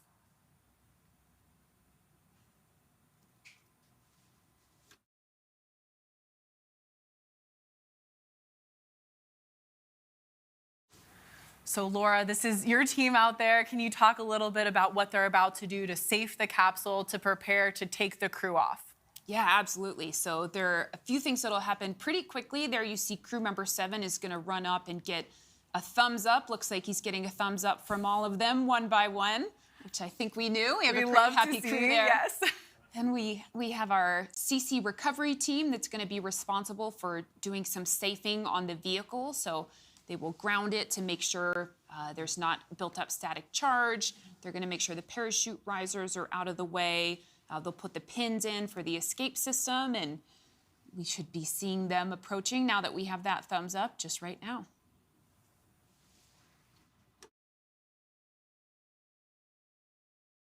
Be very excited to see if there's any speeches, maybe from Michael Strahan or from Alan Shepard's daughter. And of course, once mission control... As the crews come out here, like we saw with William Shatner, you can see more of those Rivians coming down. Some of those ones that were from the launch, ready to retrieve their crew. Here's hoping Jeff doesn't interrupt a nice speech with some champagne again, but we'll just have to wait to see what occurs here as they get ready for that crew to disembark their capsule. You can see them pulling on those main chutes. That's to either detach them or move them out of the way to make sure that they have a safe area for everyone to gather as the crew departs their capsule. You can see them laying down some matting as they did just land in the middle of the desert. And here come those stairs. And soon that capsule door will be open. So let's keep listening in. Hopefully they'll have that live mic like we heard last time to hear some of those first emotions and thoughts.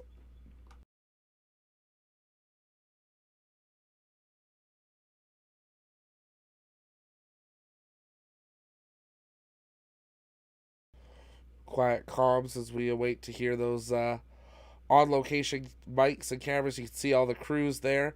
You have to keep in mind, this is also being live on Good Morning America. There you see our founder, Jeff Michael Bezos, Strahan. out there waiting to greet the newest astronauts. And you see Jeff's the already blue out there, stairs of are up, course. just waiting to open that hatch. Jeff who? But they're just minutes away from opening up that hatch. So one of their trucks break down? Extra trunk space? I'm not sure. But they should be opening that hatch here momentarily.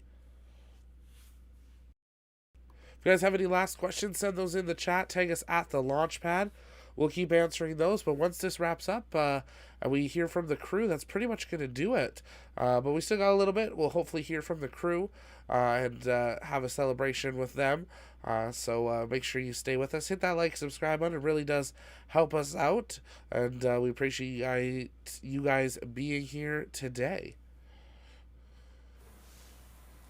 So right now, Mission Control will be going through their procedures, the capsule controller doing some power down of various systems, all while communicating here with our CC Recovery Task Leader, who's in charge of the vehicle out here in the field.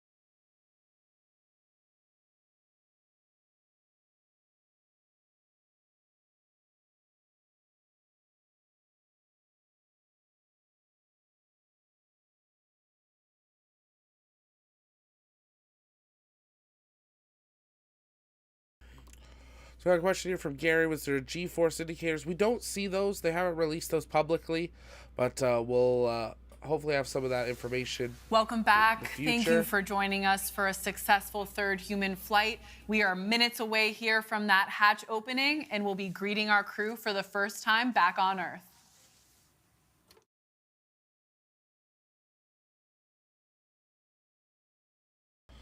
But it looked pretty smooth. They had a little bit of a bump and a skip, maybe because of a bush, but it didn't look too bad. See all the crews approaching to get those camera shots. There's the booster, so you can see how there close you this see all that is. new Shepard booster That's right really cool in the to background there, standing tall. Did a great job today.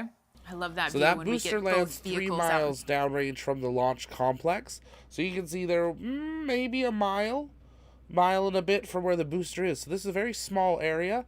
There's Jeff getting ready to open that hatch. Perfect.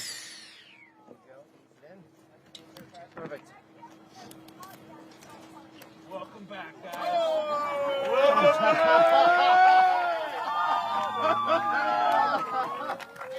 Woo!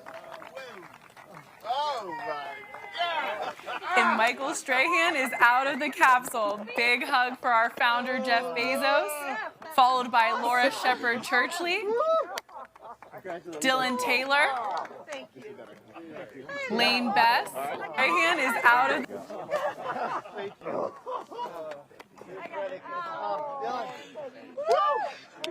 Cameron Bess.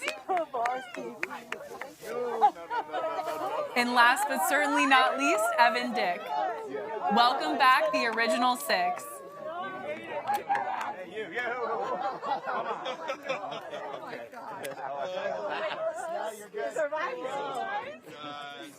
Come on, get the microphone in there. I want to hear what Shepard's saying.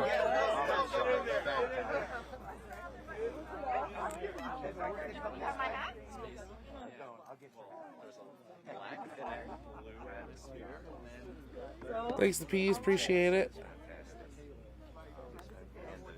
Appreciate it, Humberto.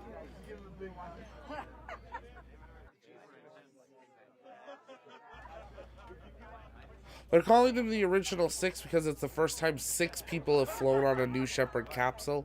It's also the first time a capsule has ever flown with 6 passengers. There was no commanders or directors that we were told of. It was just 6 passengers because it's fully automated. So we're hoping to maybe hear some first reactions from the crew here. What did your Earth look like? Like, it was dark. Could you see the? Round.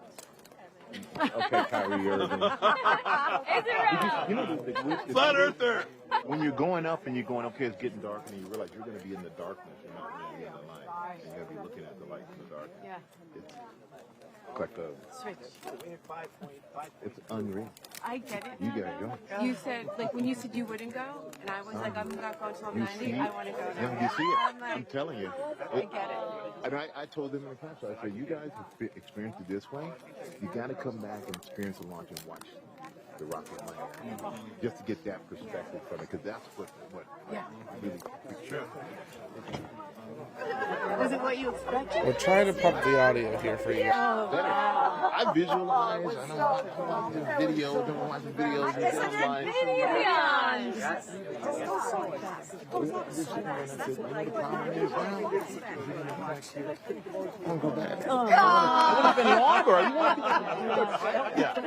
Same thing. I had the same That's feeling. what every astronaut says. I want to go back. I want to go back.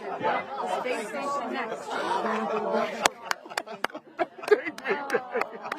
These guys are like, it's great and all. This great, more people are going to be drawn to it. I said, no, there's going to be one of you guys get another ticket. That's the catch. You got to pay for the next one. Yeah, I'm in. Love seeing this crew embracing family and friends, and we're getting some awesome snippets of their experience. I tell you, that's a good idea. That was beyond. Okay. Okay, this is the thing. The G's, it's a face, not a facelift. It's a face drop. All right, you're Really? I know what I'm going to look like at 85. Hi to the viewers at home. Welcome home. Thank you. Welcome home. Thank you. And you were always there for me. My girl.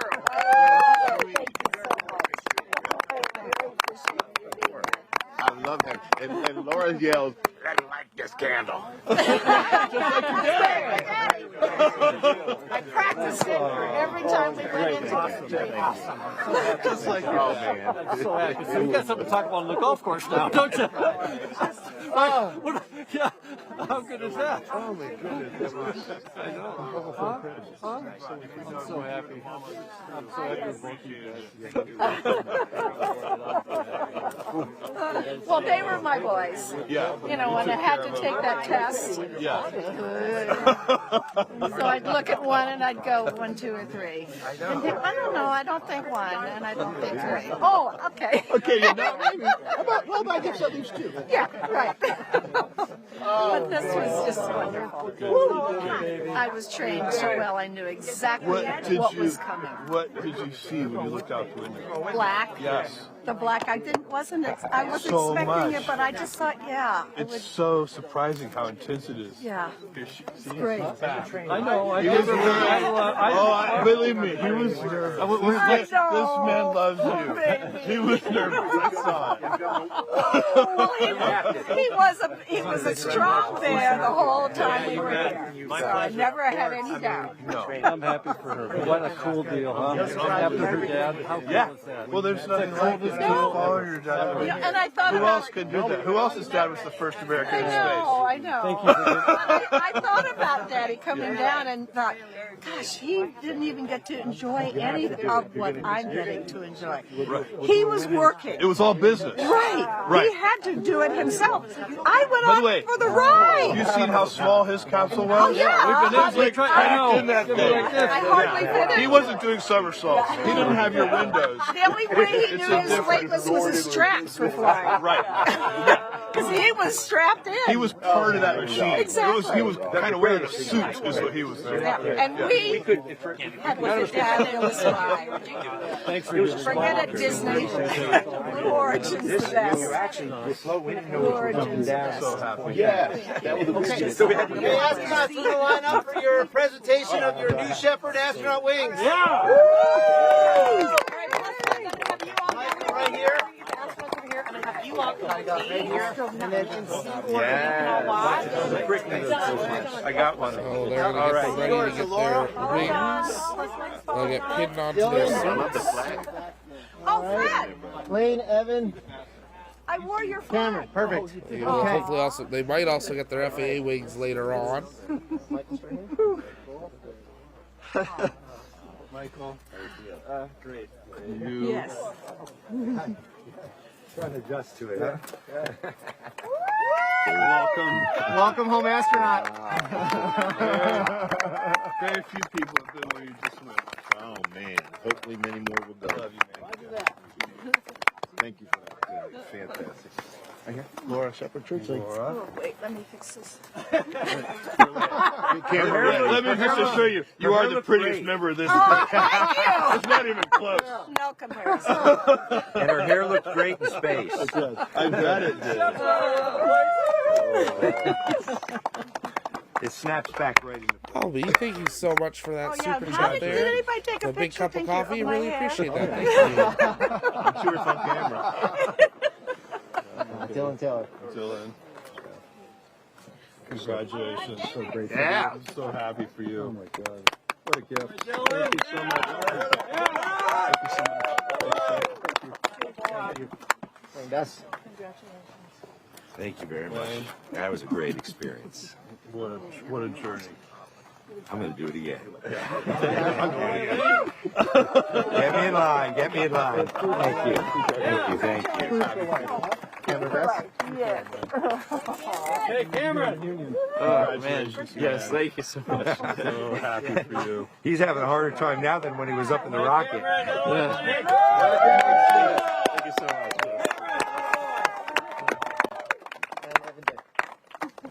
Evan. You made my dream come true. Thank you so much.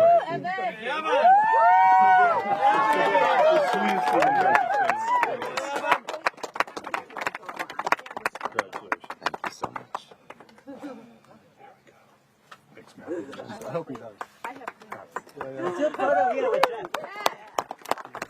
Oh, boy. Hey, the original six, put hands up. Original six. Yeah! Original 6 on 3. 1, 2, 3.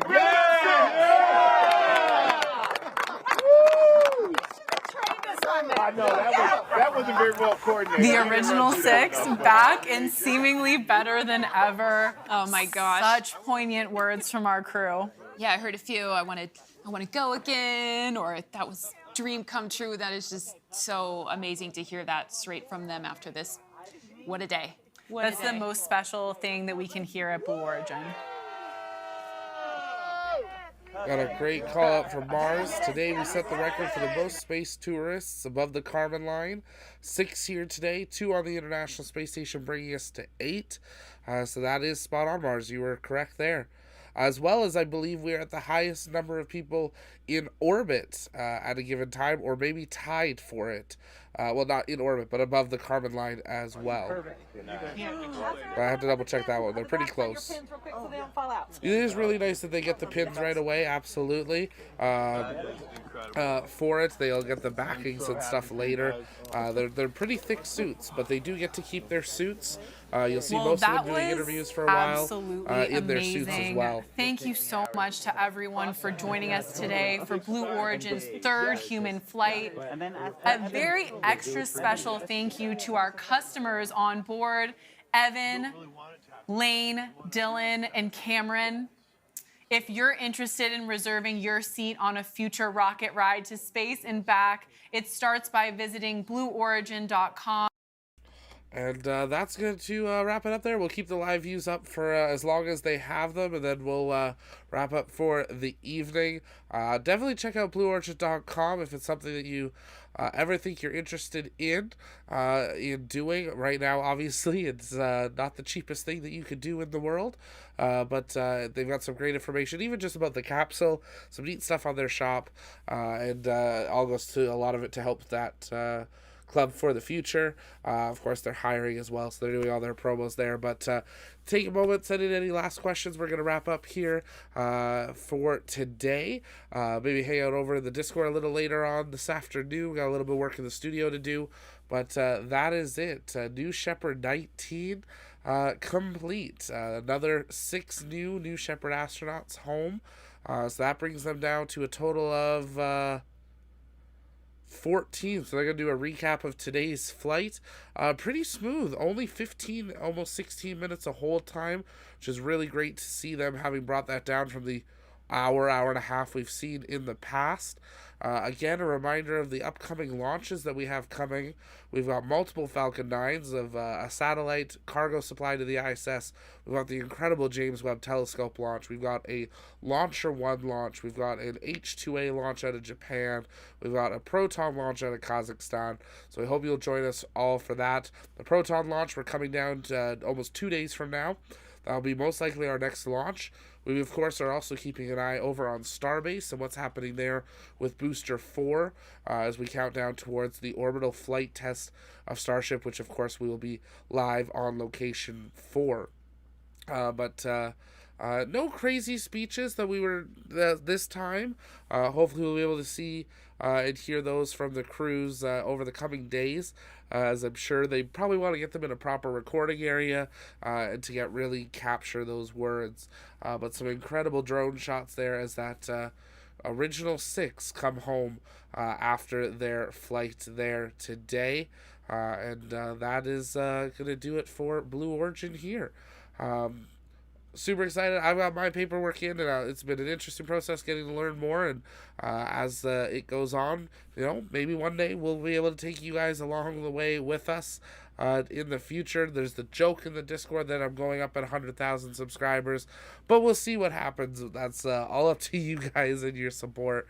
But we'll see how that progresses as even suborbital flight becomes something that is opening up more and more over the next decade. I think it's going to become one of these things that we go from once a month to weekly type of things, where it becomes more and more common to know someone who knows someone that's gone, which is really exciting to see space opening up like that. But that is going to wrap it up for us this evening, or this morning. I was so used to night launches. If you haven't yet, take a moment, head on over, check out our shop. You can still use promo code LAUNCHDAY to get 10% off everything in the store. We're not guaranteeing Christmas delivery, but it might make it depending what you're ordering, so you can check that out. We've got stuff for James Webb, suborbital, we've got the Starship orbital flight test, we've got our Starbase Ugly in our holiday collection, mugs, ornaments, wireless chargers. So take a look, check it out. Consider supporting us that way, or become a YouTube or Patreon member. All that goes into making sure we can bring you guys the best possible live launch coverage of all the events. We're going to be live on location for Artemis 1, for the Starship flight, and many other events in 2022, and we can only do that thanks to your guys' support. But here at the Launchpad, it's our mission to inform and inspire the explorers of tomorrow, and we believe that space is better together. We invite you to always be active in our chat. Consider joining us over on the Discord and becoming a member there. But that's going to do it for us here today. This is Zach with the Launchpad signing off. We'll see you later this week for another launch.